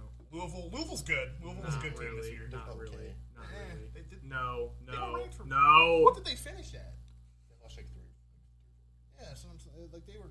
They're not. No. Nobody's Keep scared. going. Keep Just going. keep going. It's That's not- not it's not- a good or a bad Stanford's one. not good. No. Georgia Tech is. No. Well. Georgia Tech's solid. That's a good win. They almost beat Georgia and they beat Miami. I think that's a good win. Yeah, they were. That's a good. good They're win. decent. They're Yeah, they're decent. That's a good win. Navy, they were good. Okay, when but they played Georgia them. Tech is the best team they played. Like No, probably, but Yeah. they also beat Army by 35. The best team Indiana's played to Ohio State and the game wasn't close. Yeah. it was a 2-score game. They dropped a punt. Their punter was so scared he dropped the snap. They let up a punt return touchdown. The first time Ohio State's done that in like 87 years. Both teams are terrible Yeah. compared to the rest of this Compared to field. the rest of the Compared to the field. rest of this Oh, field, yeah. I'm not saying they're bad. That's- Compared to the rest of the field, every I other just- team beats them. Notre Dame is just they're rolling, dude. Yeah, and Notre Dame's playing well, so I'm they choosing are Notre playing Dame. well. I mean, Stanford, So not we good. got- And they're playing at home. Texas, And they're playing okay. at home. Split Navy, on this okay. one. Florida State, probably the second worst team in the Power 4 this year. Virginia, I do really and hope it snows. Army, 35 points. Army is Army. They're scared. And then No, they USC. I'm not going to trash. USC had a down year, but it's a rivalry game, so I'm not going to trash on that too hard. They still scored So we have a 8 split points. decision on this one. Yeah. All right, round 2. Let's move on to the second round. So we got Arizona State's the 4 seed, and we all have them playing Texas, right? Yes. So Texas versus Arizona State in the Chick-fil-A Peach Bowl. Lucas, we'll start with you. Who do you got here? Texas and Arizona State. We're choosing Texas. Well, you had Texas. Yeah, Yeah, okay. you had Texas. Yeah, So- I was saying. Okay. So yeah. Okay. So Texas and Arizona State. Texas is, I mean, they're just overall better. And Arizona State's a really fun team to watch play. I love their coach and I love that running back they Cam got. Scatabo. Scadabo's fun to watch, but as much as he was able to bully the players that he's played this year, he will not be able to bully a Texas player as much, and I don't think they're going to win. So I got Texas. Just keeping that one short. Yeah, short. I actually think this is going to be a close game. To be full transparency here, I think it's going to be a close game. It could be. Arizona State is red hot. They are flying, and they played Iowa State in the Big Ten title game. It wasn't close. That Beat was the brakes off. That is true. Iowa State's not that good though. No, I'll agree. I don't think Iowa State's not that good, but they were in the Big 12 title game for a reason. They're still a ranked team. They won by like 4 touchdowns. Yeah, Like, yeah. It was not close. It's definitely a good win Yeah, for them. Cam Scatabo is the second best running back in the nation behind my Heisman winner, Ashton Genty. Mm-hmm. Demon. Just putting that out there. But I just... If Arizona State was playing like a Penn State or an Indiana... Oh, or I Notre would choose Dame, I them, would yes. pick Arizona State. There's a reason But they have a bye. Texas, man, they're just good. They're just a better team. And especially if they do make that quarterback change with Arch Manning, I think that Arch Manning will be able to play a little better than Quinn Ewers will be able to. Even though Kenny Dillingham and company have more time to prepare for probably Texas, I'd be shocked if they play Clemson. That'd be insane. But they're probably thinking about what they're going to do against Texas. I think it'll be close just because Arizona State's going to have more time to prepare, and they're red hot right now. But ultimately, I think Texas just has better players. So I think Texas makes plays late in the game. They win by like 7. They win like 31-24 or something. Yeah, I'm going Texas as well. But on the Arizona State side, I mean, like you said, they've been really good this year. They've won. I mean, their last 2 games, they've put 40-plus points on a, 7-game winning streak, 6-game winning streak. Their last loss being to UC. Yeah, they did. Yeah. They didn't have their quarterback that game, though. Yeah, I don't know. But Sam Leavitt, the quarterback, he's been really good this year. 2,600 yards, 24 touchdowns, 5 picks. But Cam Scatabo is their biggest, obviously their best player. He's 1,500 yards, 19 touchdowns. He's been phenomenal. He went absolutely nuts in the Big 12 championship game, and they won that game without their best receiver in Jordan Tyson. He was hurt. Yeah, I did see that. So I don't know if he's going to come back or not. But as fun of a team as Arizona State is, and as cool of kind of like a Cinderella team, because going into the season they were projected to finish last in their conference, and they finished first. Texas is just a better team. Even if Quinn Ewers it doesn't play well, I still think that they're the better team. Because I mean, just And the Defense. At the end of the day, defense, yeah, they still have a really good. yeah. They're number And 2 then- in at the end of the day, Yeah. Quinn Ewers threw for 320 yards last week against Georgia. It's not like him playing bad. Like he threw for 320 yards against Georgia. All right, so like No, I expect them to do enough, and that the defense is still really good. And so yeah, I mean, I think a majority of people would say if Texas moves on, they would beat Arizona State. But I hope it's a good game because Yeah. I think it will be a good game. obviously you want to have good games, and I think it would be cool for Arizona State to not to kind of not embarrass themselves, because that could potentially happen with the talent. yeah, and I don't want. But the- I don't want people to be like, oh, Arizona State, This is why we Yeah, shouldn't have big yeah. teams I don't want in to the hear playoffs that. or Yeah, I don't something want to hear stupid. people say Because that. Arizona State's a really good team, and they 100% deserve to be in the playoffs. They're just playing. You just arguably, run into like the second or third highest favorite to win the entire thing. Yeah, like, like, that's It just how, is what it is. that's just how it Yeah. goes. Yeah, so you guys hit all this. I don't really have that much to say. I really haven't seen Arizona State play much this year, and I just Texas is just insane. Like, I mean, They're just significantly. yeah, I mean, Arizona State's a great team, like you said, but I mean, it's just Texas is just a better team. I mean, there's not really much you can do about there. So we're gonna hook them again, and Texas is gonna go to the Final Four. All right, we got the Rose Bowl. Me and Weave have Oregon and Ohio State, and you two both have Tennessee. No, I No, he has I'm Tennessee. the only Tennessee. one with Tennessee. So Weave, we'll start with you. Oregon, Ohio State rematch in the Rose Bowl. Who you got? So this is a heck of a game. I'm so happy that it's the Rose Bowl. This is gonna be a sweet game. I'm I picked Ohio State against Tennessee because I'm betting on their upside, and I'm betting that they're gonna return to form and bounce back from that Michigan win. So putting the Michigan loss out of mind, this Ohio State team I think is still the best team in the nation. If you put that Michigan loss out of mind, this team is extremely good. And quite honestly, they should have beat Oregon the first time that they did. I absolutely. They lost by 1 point because I think Oregon's a better matchup for Ohio State than Tennessee is. Absolutely, To be they fair, absolutely honest with are. you. They That's why, absolutely are. Oregon's 100%. I could honestly see this game being not as close as the Tennessee game. To be honest with you, I mean, this Ohio State lost by 1 point at Oregon because Will Howard slid. With 3 seconds left, and the push off, Yeah. and Denzel Burke not wasn't showing there. up. Like, Ohio State. So So many things went wrong. that Oregon game. also didn't have their best pass rusher in that game. Here's or the- one of I their don't- best receivers in I that don't game, care. but- Ohio It's State. neither here nor there. Ohio State lost that game more than Oregon won that game. Yeah. So I think that I have an easier time picking Ohio State to beat Oregon than I do to beat Tennessee. To be quite honest with you, I think Oregon. You said it earlier. Oregon is rooting for Tennessee very much so in that Yes. first round. Yes. So I'm so happy that this is the Rose Bowl. This is just a classic Rose Bowl type matchup. Yeah, it is. What should be the Pac-12 That- yeah. versus the Big Ten. I mean, this is just going to be a great game. Yeah. I think it's going to still be a close game, but I do have Ohio State pulling it out this time because I do not believe that Ohio State is going to lose to this team twice. No. Especially the way they lost the first time to this team. They were just the better team. They are not going to lose to Oregon twice. Even true. It is true. It is just It true. is true. Um, That game. so I'm picking Ohio State. Yeah, we're watching the same game. Watch the same game. Didn't Oregon also not convert a 4th and goal and miss a point after in that same game? And one of their best receivers spit on an Ohio State player and missed 3/4 of the game. Hey, it is what it is. Ohio State. I think Oregon I- deserved to win that game. I will reiterate the fact that let's just for our viewers, Nick is the worst fan of his team ever.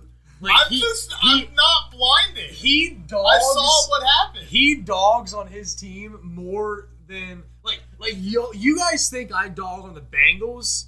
This guy dogs on his Ohio State team more than you can imagine. I just So I just saw what happened. so I'm not gonna we'll put that say, out oh, there. this should have happened. I'm gonna talk about what actually happened. You do that with the Tom Brady discussion. We won't talk about the Yeah, NFL we right don't, now, that's though. different. That's So- not That's unrelated. That's unrelated. What are you talking about? Mind you, he didn't defend himself there. But anyways, I think that Ohio State was the better team in that game, and I think that they shot themselves in the foot, and that's why they lost. So, 1 point at Oregon by shooting themselves in the foot. Yeah, neutral site game. I feel pretty confident in this Ohio State team to beat Oregon in this game. Yep. So we're going to roll with the Buckeyes here to go to the Final Four. This game is going to be awesome. I mean, Oregon, Ohio State, Rose Bowl can't write it any better. It's going to be great. Obviously, we talked a lot about Ohio State. On the Oregon side of things, I mean, you got Heisman finalist Dylan Gabriel, who's thrown for We got to talk. 3,600 yards. I mean, he's leading the league in or college football, I guess, in completion. 28 touchdowns, 6 interceptions. They have a great running back in Jordan James, who's been really good, 1,200 yards, 15 touchdowns. Then they have wide receiver duo of Tez Johnson and Evan Sorg, who are both elite wide receivers. We're going to have to give Tez Johnson his flowers because he had 25 catches against Penn State. Yeah. Every time. Evan Stewart did not catch a pass. It was all Tez Johnson. Every single time it came down to a gotta have it moment, he got the ball. I was watching that game with my mom, and it was third. It was 3rd and long, and I was like, "All right, Mom, watch for this Tez Johnson guy because he's gonna be the guy to come up with this here." Every single time, that I was like, "Oh, of course, it's this guy again." He had 20 catches. He's gross. Yeah, he's nasty. He's insane. So their offense, they have a lot of weapons on offense. Then on defense, they're led by Mateo Uungalele, who is actually DJ's brother. DJ Ugalele. He leads them in sacks with 10.5. They're actually 4th in the league in total sacks. they have Jordan Birch as well. Who did he? No, he's the guy that He's missed. the one that missed the Ohio State game, right? Yeah. And I mean, Oregon overall this entire season, obviously 13-0, they've been by far the best team in college football. And they got put up against a matchup that, like you said, was a 1-point game at Oregon in Eugene. That was a phenomenal game, and I mean, if Will Howard slides a couple seconds faster, like that game could have been different. I'm gonna go with Oregon on this one because let me hear me out. Because I think they're the best team in college football, hands down. And I think, like we talk about Will Howard always, he's mistake prone. Somebody that is mistake prone is Dylan Gabriel. I don't think Dylan Gabriel is going to make mistakes. I don't think Denzel Burke's going to be burnt toast like he was in the first matchup. I hope not. I think this game is going to come down to like a field goal. I think it's going to be. Well, if that's the case, I think it's going to be much like the first game where it's a very slight margin. But I mean, with Tez Johnson and Evan Stewart at wide receiver, and with obviously, I think this is where the offensive line of the Buckeyes kind of catch up to them. With you have two elite pass rushers on both sides. Obviously, if they were to beat Tennessee, obviously that's a great defensive line as well. But I just think this goes to which quarterback makes the less mistakes, and I think that's going to be Dylan Gabriel. He's been extremely efficient this year. As much as I like Will Howard, he does make mistakes a lot, and I think this is gonna be basically a carbon copy of the first game. I think it's gonna be a fairly high scoring game, but I'm gonna give the edge to Oregon by a field goal just because I think they're gonna create less turnovers, and Oregon could create more turnover-worthy plays.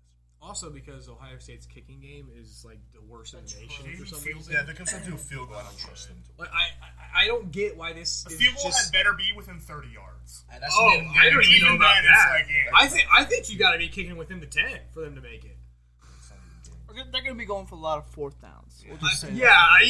Put it that way. But this game, I think, is gonna be one of the best games in the playoffs. Yeah, for sure.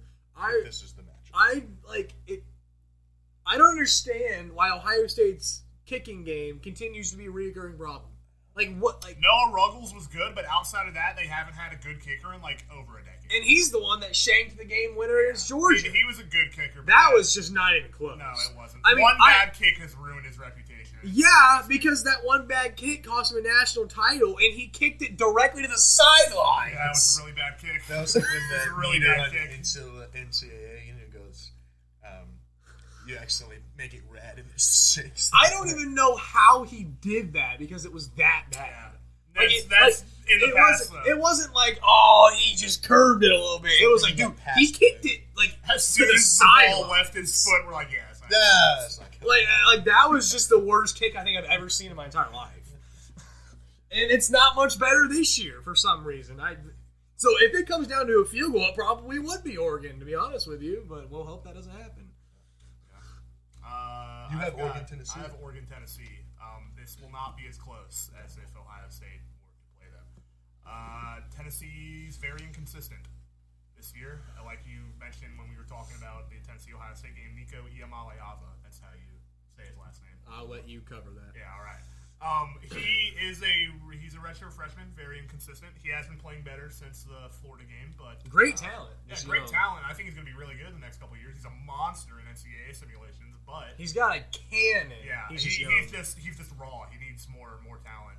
And like you said, Dylan Gabriel is not mistake prone, much like Will Howard is.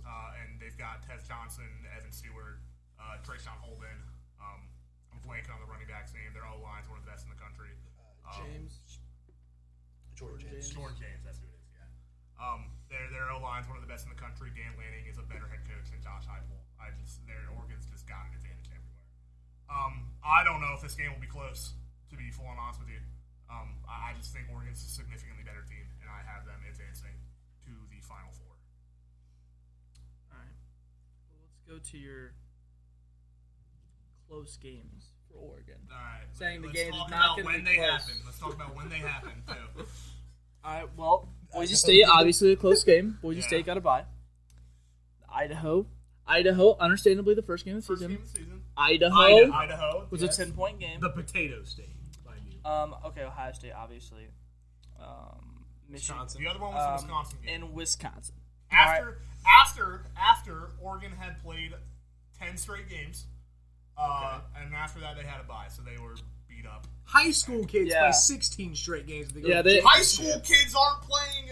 Yeah, their It's last not the their same. last 4 games have been tough between Purdue, Illinois, Michigan, and Maryland. Yeah, those were tough going Anytime into you play Wisconsin. At least 16 they straight won all games, 4. Listen, all I'm At going to least say they here, won all 4 games. all I'm going to say here is I have Ohio State, Oregon. But it's still 16 I think consecutive games. I think that losing or beating a good team twice is very hard. It is very hard to do. I think that playing at a neutral site is also going to have a big Yeah, it's more of They're playing in the Rose Bowl for a reason.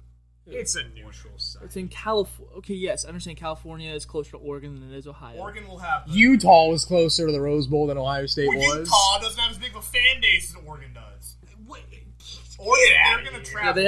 Oregon has They're gonna 40,000 travel. less seats in their stadium. So, what I have to say about this game is Didn't matter when Ohio State went there. I don't like it. Quit being a hater. This guy doesn't know all I what gotta he's say talking is about. Ohio State, as he said, lost the game more than Oregon won it.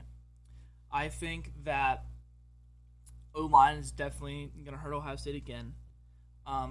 But I think that this is a good matchup for Ohio State.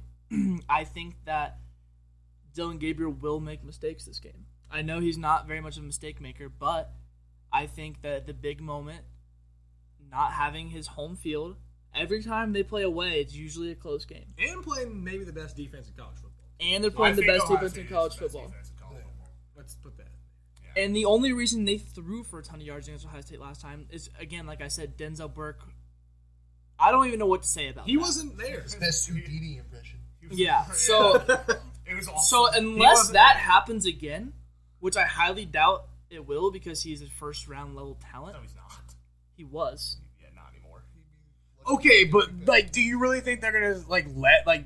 They'll I fix think it. that They're I think gonna fix Ohio it. State wins by 10 points. This guy knows what he's talking about. Let's move on to the. Nick didn't even have Ohio State there. Yeah. All right, let's move on to the Verbo Fiesta Bowl between Boise State and Penn State. That's who we all have. Yep. I guess we'll start with you. Heck of a game again because it's Penn State. Again, I don't think Penn State's that good. They are coming off their best game of their lives. So I think that, you know, if it's Penn State, Boise State, I think it's a very close game, and I think I have Boise State on top. The reason I say this is because of Ashton Genty. He is crazy, and their quarterback is good enough to where if they load the box, he can throw it. Yeah. Genty has been. I have finally sat down and watched an entire game in that Mountain West He's a monster. championship game. Oh my, he's a monster. It was stupid. Like, you knew they were running the ball with him, and he was still getting 10 yards. And every time he gets tackled, he falls 3 yards forward. He is just going to beat Penn State because Penn State's not that good. So, and Boise State has played the number 1 team in the country, Oregon, and lost on a game-winning field goal at Oregon. That's my point. So I have Boise State winning this game, which is the first upset. I think it's an first upset. real upset. I think it's the first real upset that I have picked, and I think that it's going to happen. So. Yeah, you're a fool if you think this entire bracket is going to be chalk based on how. Technically, this would be chalk, but no one's going to think that Boise State is actually going to beat Penn State. I also have Boise State winning this game. The fact the big thing with Boise State is that they haven't played anyone. They literally went to Oregon and lost on a game-winning field goal, and Ashton Genty had 3 touchdowns. And he So ran it's- for like 200 yards. Yeah, he ran for like 200 yards. So it's not like they can't do this against the elites of college football. Boise State, for the past 15 years, has been waiting for this moment. Ashton Genty stayed at Boise State for moments like this.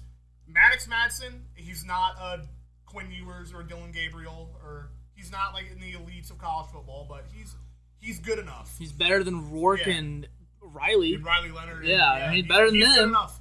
He's been a roller coaster of a player, up and down season, but It reminds me a lot of when Jonathan Taylor was having his MVP caliber year in 2021, where it's like you're playing against the Colts, and you know they're going to run the ball with Jonathan Taylor, and you just can't stop it. Yeah. Like, you can load the box all you want, you just can't tackle the dude. And Ashton Genty has provided that same level of feeling for Boise State this year. Obviously different because it's the NCAA and not a professional football player yet.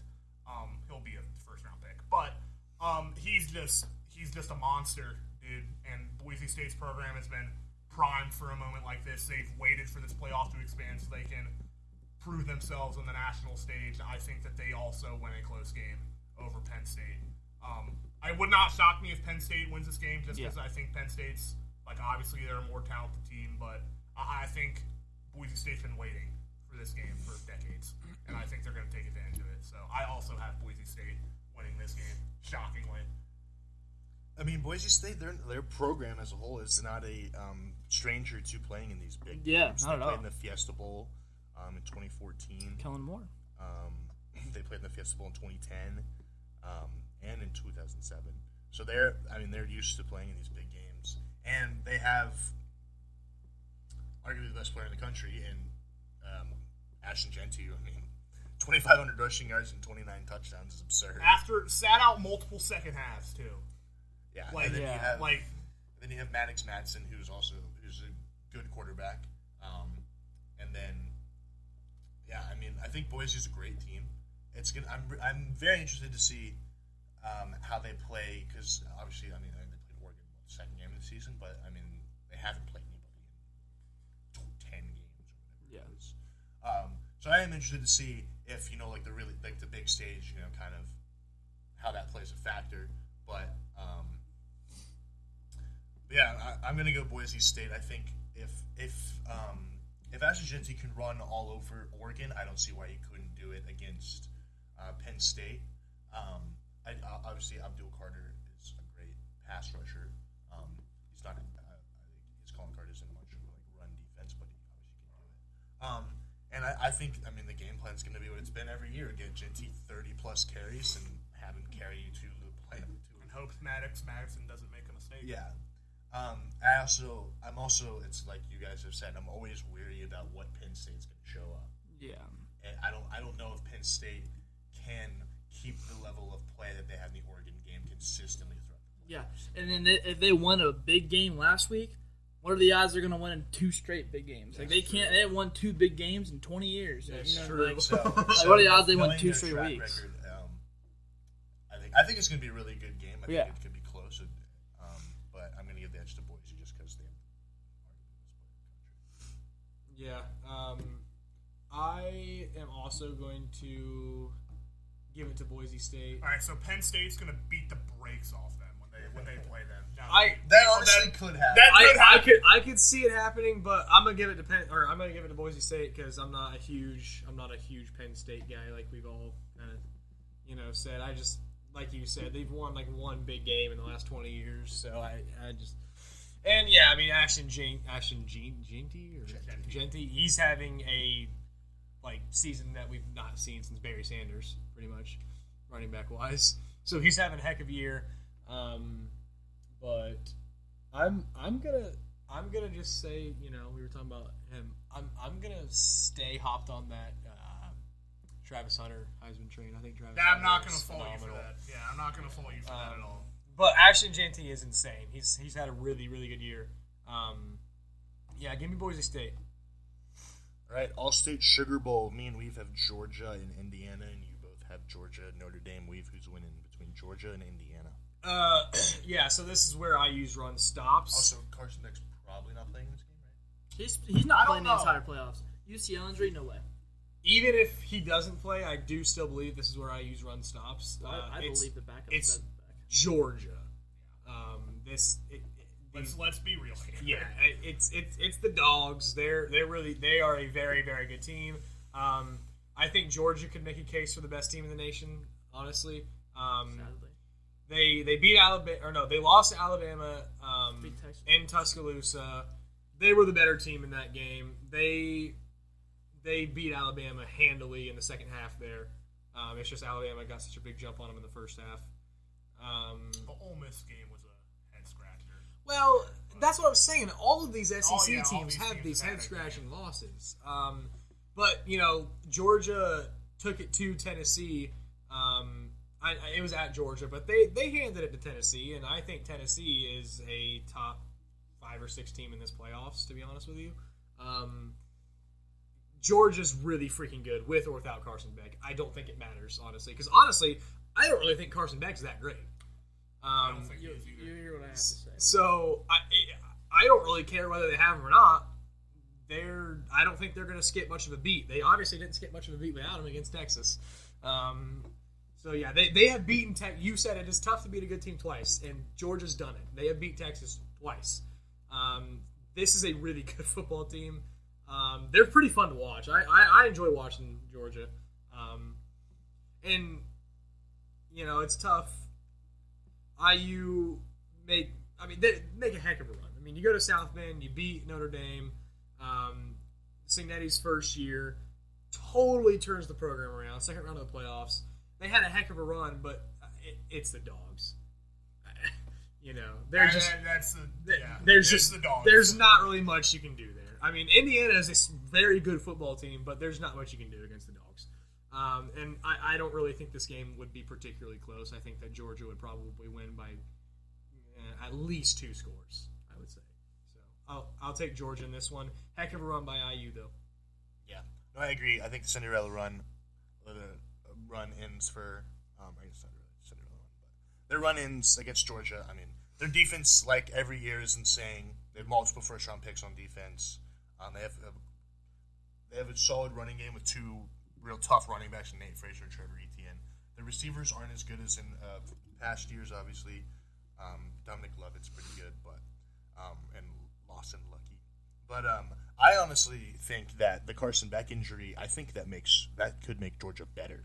I think with Gunnar Stockton, and obviously he's only really played 1 game, but I thought he looked pretty solid. And honestly, more games than not, Carson Beck has put this team in situations to lose. He's had multiple games with multiple interceptions, and I genuinely think that if Gunnar Stockton can just not turn the ball over 3 times a game, which is what Carson Beck was averaging for a couple of games, that Georgia legitimately has a chance to win the national championship. I think if he just plays his role, like we've said with the past two Ohio State quarterbacks, if they just play their role, don't screw it up, they're going to be fine. So I think if Gunnar Stockton just keeps the team afloat and makes plays but doesn't have to be like the superstar, I think they can go far, and I think they're a lot better than this Indiana team. But yeah, it's interesting that your starting quarterback goes down, and it's a UCL injury, which Lucas said is obviously with baseball is a pretty big injury, and they didn't disclose what grade it is, so that probably means it's not great. So odds are he's probably not going to play in the playoffs, and if he does, maybe for the Natty. yeah, No. but I don't know. If they make it to the Natty, this quarterback, there's no way they put him. Yeah, that's all I'm a saying. fair point. I mean, the guy He who's is never playing at Georgia. been bad or not great, and then also has a UCL injury, I'm really not a fan of that. So I actually think Georgia gets better with Carson Beck not there, and I have them winning pretty handily. And we have Georgia Notre Dame. Yes. Yes. Full transparency, I think that if this game was a first-round game and not a quarterfinal game, I would pick Notre Dame to win this game. What in the name I would pick Notre Dame to win this game. I'm being full-on honest with you. But You are you shock me every day with your thoughts. You shock really you do. every day. Every day with your thoughts. You shock me. I think that I don't like. That is This Georgia probably team is one not, of your like, more egregious unbeatable. takes that I've heard. It's not. of They're recent. not like an unbeatable team. Notre this year. Dame is not good. No, they're a good team, All right, dude. keep going. Don't. You I brought up a think- stupid hypothetical I that think never this needed to be game brought up. This will be a very close game between Notre Dame and Georgia. But Kirby Smart, the difference is one team has Kirby Smart and one team doesn't. And one team has like a really good team, the other team doesn't. All right. I'm gonna laugh when they play it, but it's a close game. All right. I'm gonna take Georgia in a very close game, to the shock of everyone else here. I think Notre Dame's very good. I think Marcus Freeman is getting his players where he needs to be. I think they've got one of the best pass defenses in the country. Whether it is Carson Beck or Gunnar Stockton throwing the ball, they're going to cause a multitude of problems for them with their receivers not being as good as they were in years past. But the defense is going to be able to make some plays. They're going to be able to slow down Jeremiah Love and Riley Leonard in the run game. And Kirby Smart's going to get these guys ready to play. So I think Georgia wins a close game, and they also advance to the Final Four. I think Marcus Freeman is James Franklin 2.0. I believe that if it's Indiana or Notre Dame, they would kill to have Gunnar Stockton at quarterback, first off. Second off, You've seen him play one half. I think he's like, what, a 4-star?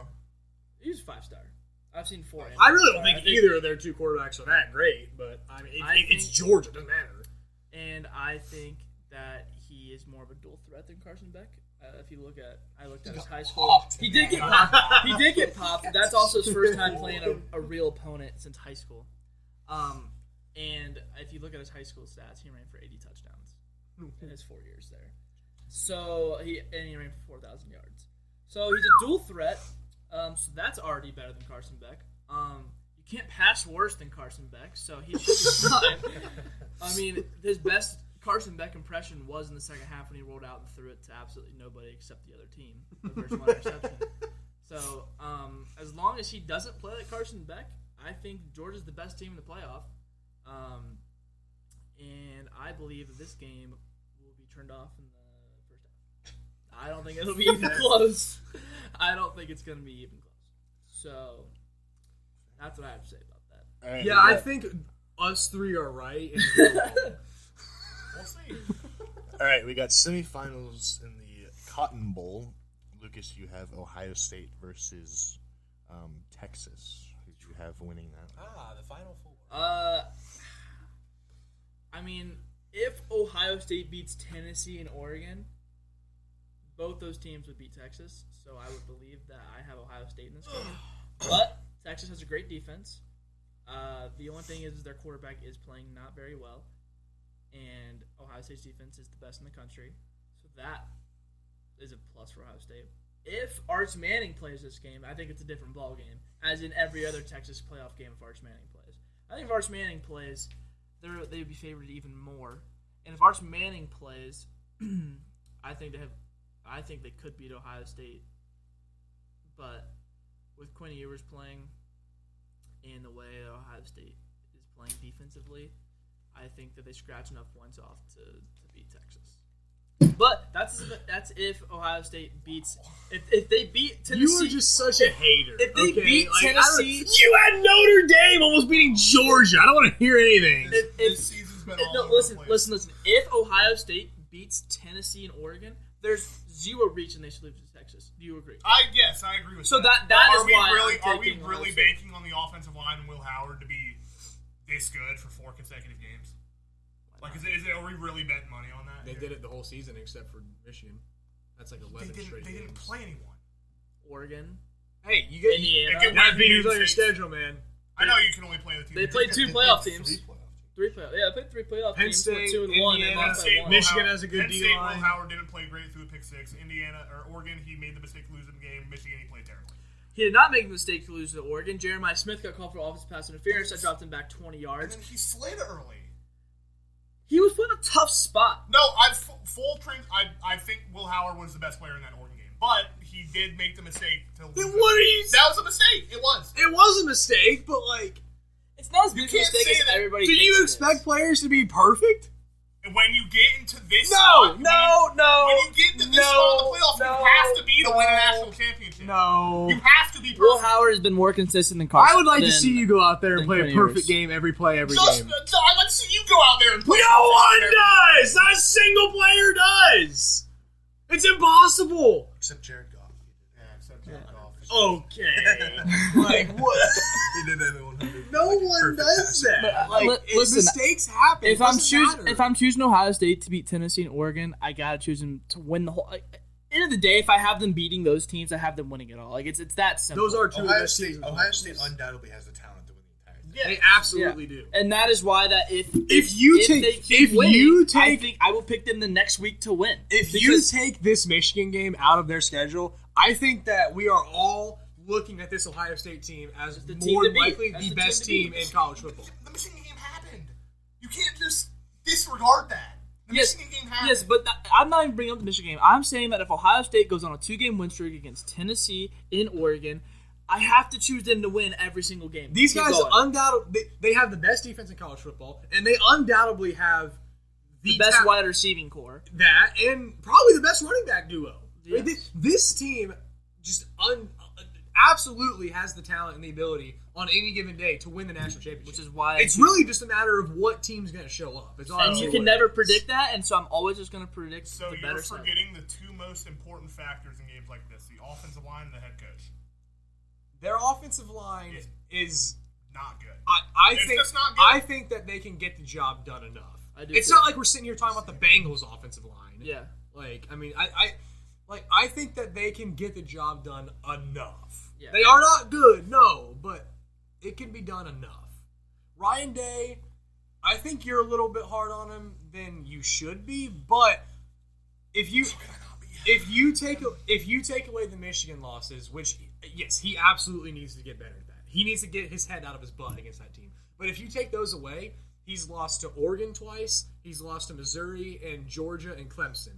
Clemson at that time was that was Burrow's LSU year. They were the second best team in college football. Missouri, that was heinous. Inexcusable. That was heinous.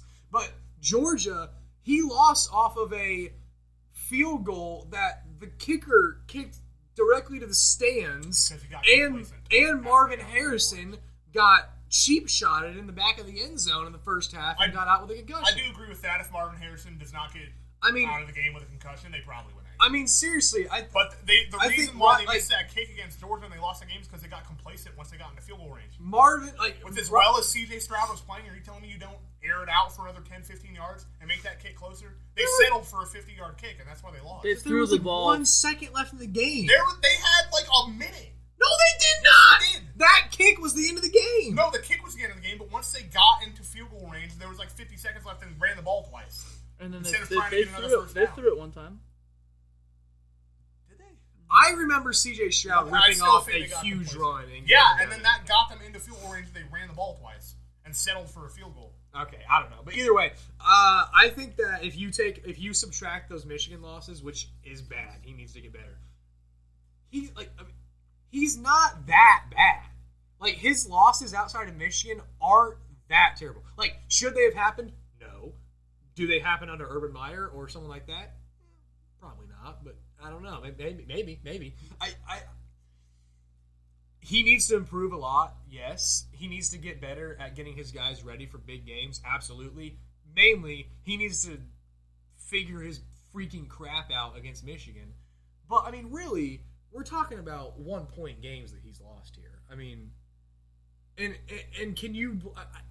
It's not the head coach's fault that the kicker kicked it into the stands. I mean, that is just the worst kick I've ever seen in my entire life of any level of football. I've never seen a worse That kick is than real. that. I have never seen a worse kick than that. And that's not Ryan Day's fault. The Hillcrest game. That was pretty bad. That was a punt, though. That was a punt. So I have never seen a worse field goal kick in my life. So I don't know. I just think that you hate on Ryan Day a little too much. And hey, I was fuming after that Michigan game. I was really mad, but I just think that you hate on him a little too much. Until he shows me he can get it done, like in these types of games, I'm not going to think that he can get it done. Especially for 4 straight games against maybe the 4 best teams All right. outside of Ohio State in the playoffs. Probably the 4 best teams outside of Ohio State in the playoffs. In Tennessee, Oregon, Texas, and Georgia. the 4 best teams outside of Ohio State in the playoffs. Yes. Georgia Uh-huh. and Clemson. Texas. Those are the teams they lost to. What are you saying? No, I'm saying that if Ryan Day, until Ryan Day They have shows the hardest path. Yes, they have the hardest path. Here's the thing. They have a hard path, This but is that's the best I mean, 2 out of 3. They if have they're to taking win down, all if they're these taking down games. Tennessee and Oregon, I mean that those are 2 of the best teams in the playoffs. All right, let's move on. Nick, what's yours? I Just gonna have repeat ourselves. Texas. Plus, we've almost 2 hours. Oh, so. nice. Wow. I have Texas and Oregon in the semifinal of this game. And the difference is I think Dylan Gabriel is a better quarterback than Quinn Ewers. Yeah. And I think this will be the game of the playoff. I You think really this have is gonna Oregon be- in the national championship. Yes, I have Oregon in the national championship. That's Yes, I have Oregon in the national championship. Or I Not a think bad Oregon's take. going to You- They've been the best team. In the Out of league that, all year. out of that just- side of the bracket, it's going to be Ohio State or Oregon. Probably, I yeah. don't think that Oregon is like. I don't know. They're the only undefeated team in the They country. kind of remind me of the Steelers, like when they usually Yeah, like like, 3 I'm years not- ago they went Like, 7-0. I'm not going to and go then- as far to say that this is a fraudulent undefeated team. Chiefs but this year. I don't think that these guys are like when you see a 13-0 team, it's like okay, like that's like Georgia. Yeah, that's not like the Like, past Georgia this teams is- or the this past is- LSU. I don't think this is quite a 13-0 team. Like, That doesn't make any sense to me. Yes, it does. They're 13-0. You get what I'm saying, Not right? a 13-0 team. You understand what I'm They're saying? 13-0. A little bit, yeah. I agree with you. like when you think I There, just- when you think of a 13-0 team, you think of a Joe Burrow LSU, Yeah. a dominant Georgia team. You don't think of like this team is not just they dominating. haven't like, dominated no. anybody. Take 2 throws and 1 stupid 2-point conversion decision out of the game. They might have lost to Penn State. And, And- Penn State's not very good. So. Yeah, they're not dominant, but I think out of that side of the bracket, I think it's either Oregon or Ohio State. Oregon's so. been the best team in the country Yeah. all year. So Just fine. yeah, I picked them to beat Texas. I think Dylan Gabriel's going to play better than Quinn Ewers. Absolutely. I think Dan Lanning's a phenomenal head coach. Yeah, he is. He He is. is. My money probably I like him. second best head coach in college football behind Kirby Smart. I'd agree. The former Kirby Smart assistant, by the way. He is. So yeah, I think that Oregon wins the game of the playoff like 35-31 or something. I think this is going to be a really good game. Yeah. I got Oregon and Texas as well, and I'm also going to go Oregon because, I mean, like you said, they're the best team in college football, hands down, and the notion that they haven't been blowing Dominance teams is out. not true. There's been 2 teams, one of them being Ohio State, has scored 30 points on them. The other being Every Penn other State. team has scored like less than 20. So they're a great team. I agree with you. I think Dylan Gabriel is a better quarterback at this current moment than Quinn Ewers is, and I think that they're going to make enough plays to win the game. And I trust Dan Lanning more than I trust Steve Sarkisian. Sark is a good head coach. Sark's a great too. coach, He's a great head but coach. Dan Lanning, in my opinion, is the second best coach in college football, and I'd agree. I think he's had the teams in the last couple of years to make a championship run. They've just a couple of games haven't gone their way, and with the 4 teams, they've barely missed it. And I think now this year, he's coming for it all, and I think he's going to make it to the national championship this year because I just think they're undoubtedly the best team, and with Texas being a little bit shaky right now, I don't see any reason why. I mean, it's obviously going to be a great game because Texas is a phenomenal team, so is Oregon, but I think Oregon's better. So I think it's not a crazy thing at all for them to go through the gauntlet of this Literally playoffs and undefeated. win the whole thing. Yeah, agreed. Okay, well, them being undoubtedly the best team in college football, I just disagree with because Agreed. there's a team that is called Georgia. But I got I got Texas and Ohio State, and I don't know, man. This is a tough game to pick. I think that my reasonable, rational side is like Texas is going to probably win this game because their defense is so good. But you know what? Who freaking cares? I'm going to just say what I want to happen and what I thought would happen from the beginning of the year, and I'm going to take Ohio State.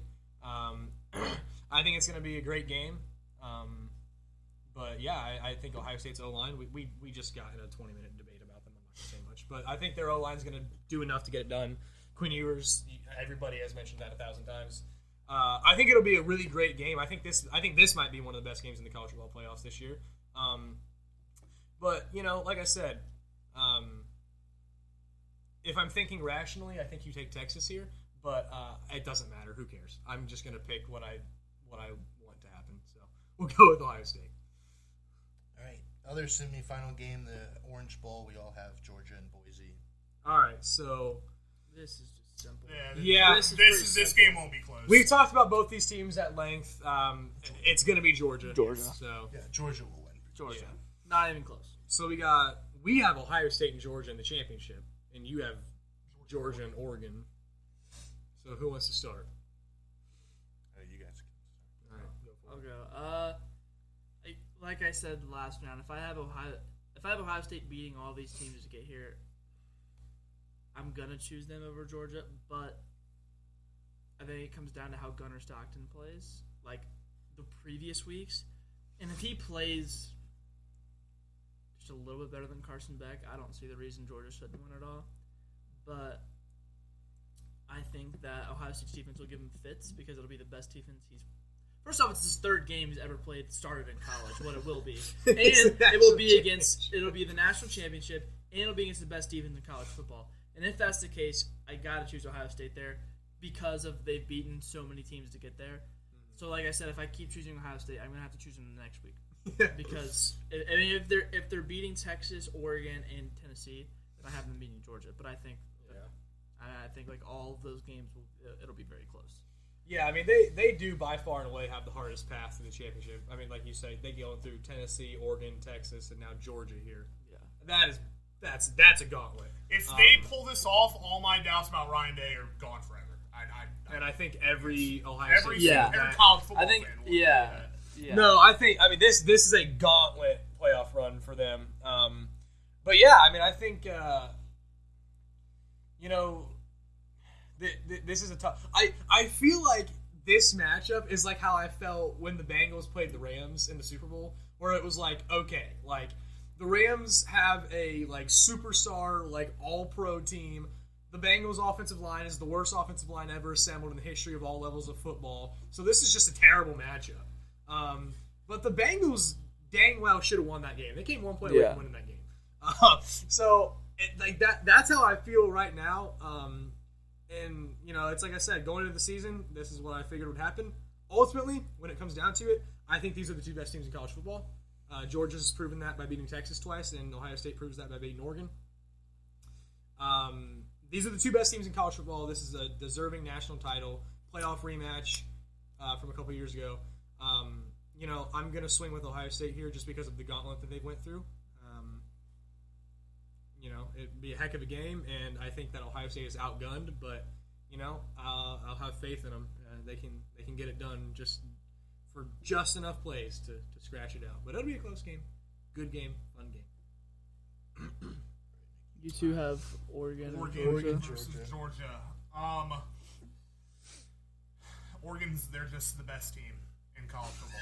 They're just the best. I think if this has a national championship, Oregon wins by 2 scores. I agree. Wow. I agree. I think they win by 2 scores. I think this Georgia. You don't think Georgia's good? I don't think Georgia's as good as they have been in years past. I agree with that. Well, years past, they've been like the best team. Like the 2021 Georgia, this team does not hold a candle to the past 3 years. Their receivers are not anywhere near as good as they are in the past. Quarterback play is not anywhere near as bad as in the past. Whether it's an injured Carson Beck or Gunnar Stockton, their defensive line depth is not as good as it's been in years past. Kirby Smart is still there, and he's still going to keep it respectable. But and they won the SEC. They did win the SEC. Like you said earlier, the SEC's been all over the place this year, so it's not like a 2-loss SEC champion. Let's be real here. Still pretty good. And it's still the SEC, but they've all beaten each other. And the Big Ten's been, I would say, just as good as the SEC. And one team came out of that conference undefeated, and that is the Oregon Ducks. Tez Johnson, Trayshawn Holden, Evan Stewart, Dan Lanning. He knows what Kirby Smart's good, what he's bad at. I don't think Kirby Smart is a Nick Saban. I don't think he's going to be able to beat every single one of his assistants every time he plays them. And Oregon's been the best team in college football all year. I think they prove it by winning this national championship against Georgia fairly convincingly. So I have Oregon going undefeated, and then we'll see what you say about their legitimacy then. I just think that's a lame pick. I mean, if that happens, then yeah, obviously they're legit, but I don't think that's going to happen. I also have Oregon winning the whole thing. So whatever. Like you said, I think they're the best team in college football, and I think whoever the quarterback is, Gunnar or Carson Beck, they're just not good enough. Agreed. And basically everything that you said. This is not as good of a Georgia team as years past. Their defense is still good, but it's not as great. I think Evan Stewart and Tez Johnson are going to have phenomenal games. They're going to run the ball really well. I just think there's just not a lot that I feel like Oregon does that I'm like, oh, this is a glaring. They don't have a glaring weakness. That I'm like, oh, if a team exposed is just like that's a problem. I mean, you could say, Genty exposed their running game, but he exposed everybody. So, I just think that, like I said, I think Oregon's the best team, and they have 13-0 for a reason. But I mean, whatever strength of schedule, whatever, they're still in the Big Ten. They still have to play good teams. And yeah, I think this isn't as good of a Georgia team as years past. I mean, a couple plays go different ways. They're not at the 2 seed, and they have a more difficult path. But it's going to be a great game. I don't think they're going to blow them up by like 2 scores. I think it's going to be closer because I don't think Kirby Smart would allow his team just to get kind of destroyed. So I think it's going to be a great game, but I'm going with Oregon as my national champion. Well, I think if it's Oregon, Georgia, I have pick Oregon for sure. Did we have the same bracket? I think we did. I think we have the same bracket. No. You picked Notre I Dame. picked You Tennessee, took Notre Dame. Ohio State. That's right, and I picked. Yeah. You took Notre Dame and I took IU, but I think that's the only difference. Yeah. All right, real quick before we wrap up, I don't want to spend a whole lot of time because this episode's been long, but it wouldn't be a college football podcast if we didn't talk about who we think is going to win the Heisman Trophy. We kind of couple foreshadow it, but just real quick, I just want your guys' opinions. You already said yours, but you said yours. I was on the Travis Hunter train all year, but then I watched Genty in the Mountain West Conference Championship. And I think that if you take Genty away from Boise State, they go 8-4, maybe 7-5. And I think if you take Travis Hunter off of Colorado, they go 9-3. I think they go 8-4. I mean, 7-5. Like I think that Travis Hunter has less of an impact on his overall team than Ashton Genty does. Yes, I agree with that, and so that's why I say Ashton Genty wins it. But this has been the hardest Heisman I've ever seen. That's so what I was going to say. This is a generational Heisman race. Whoever wins, I'm not going to have too big qualms with it. I think both players are incredibly deserving. But he took the words right out of my mouth. Right out of my mouth. I think Ashton Genty has a bigger impact on his team than Travis Hunter does. And Travis Hunter he's a phenomenal player. He's going to be a top 5 pick in the NFL draft. It's generational what he's doing. But I've watched Ashton Genty games this whole year. This guy's a monster, dude. I get level of competition, even though I think Boise State has a higher strength of schedule than Colorado, but that's neither here nor there. The big thing for me is that he did it against Oregon. It's not like when he played Oregon, he got shut down. Like he's been doing this all year. So for me, it's Ashton Genty. I think I said it earlier, but both players are phenomenal.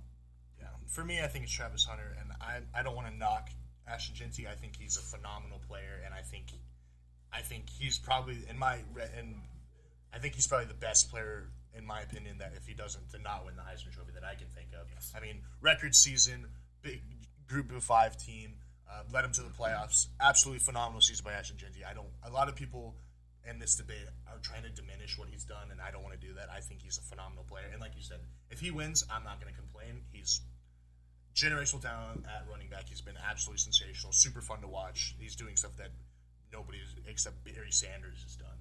When you're in the conversation with Barry Sanders, you're an elite company. yeah. But Travis Hunter is also doing something that we've never seen done before. He's playing over 100 snaps a game. He's elite on both sides of the ball. He's been great on corner, which I think he'll primarily play in the NFL. And then he's been Shedeur Sanders' #1 weapon at wide receiver. He's made so many unbelievable catches at wide receiver. He's made a lot of unbelievable interceptions as well. And I think if you do take him off of Colorado, I think you see a dip down because I mean you're taking your wide receiver 1 and your corner 1 off of the team. Yeah. That's a huge that's 2 huge positions. So I do think if you take him off of Colorado, they are not as good as they currently are. And I mean the only defensive player to ever win was Charles Woodson, and he did basically what Hunter's doing. But I think Hunter's doing it at a better level and higher level, and so. I think he deserves it. I think he's been the best player in college football. I think he's been the most electric in college football. But it does suck that Genty has had this great year, and so is Travis. So 2 guys that are 1A, 1B, both phenomenal generational players. But for me personally, I think Travis Hunter is. Fair enough. But they're both absolutely phenomenal. Yeah, so that's pretty much you just that's exactly what my thoughts would be. I'm definitely on the Travis Hunter train. I think I'm a little bit more on for sure on the Travis Hunter side. If I was in the place of voting for this, I would pretty easily vote Travis Hunter and send the vote in. Like Ashley GT is phenomenal. He's done. I mean, he's broken like every record. I mean, he's crazy. But the Heisman Trophy is awarded to the best player in college football, and Travis Hunter is undoubtedly the best player in college football. He is. I have never seen a guy do what he does. I mean, he is phenomenal on both sides of it. This dude is unreal. I think he's I think he's the first overall draft pick. I think that like this dude is phenomenal at everything he does. He is one of the best athletes I've ever watched play in college football. He is insane.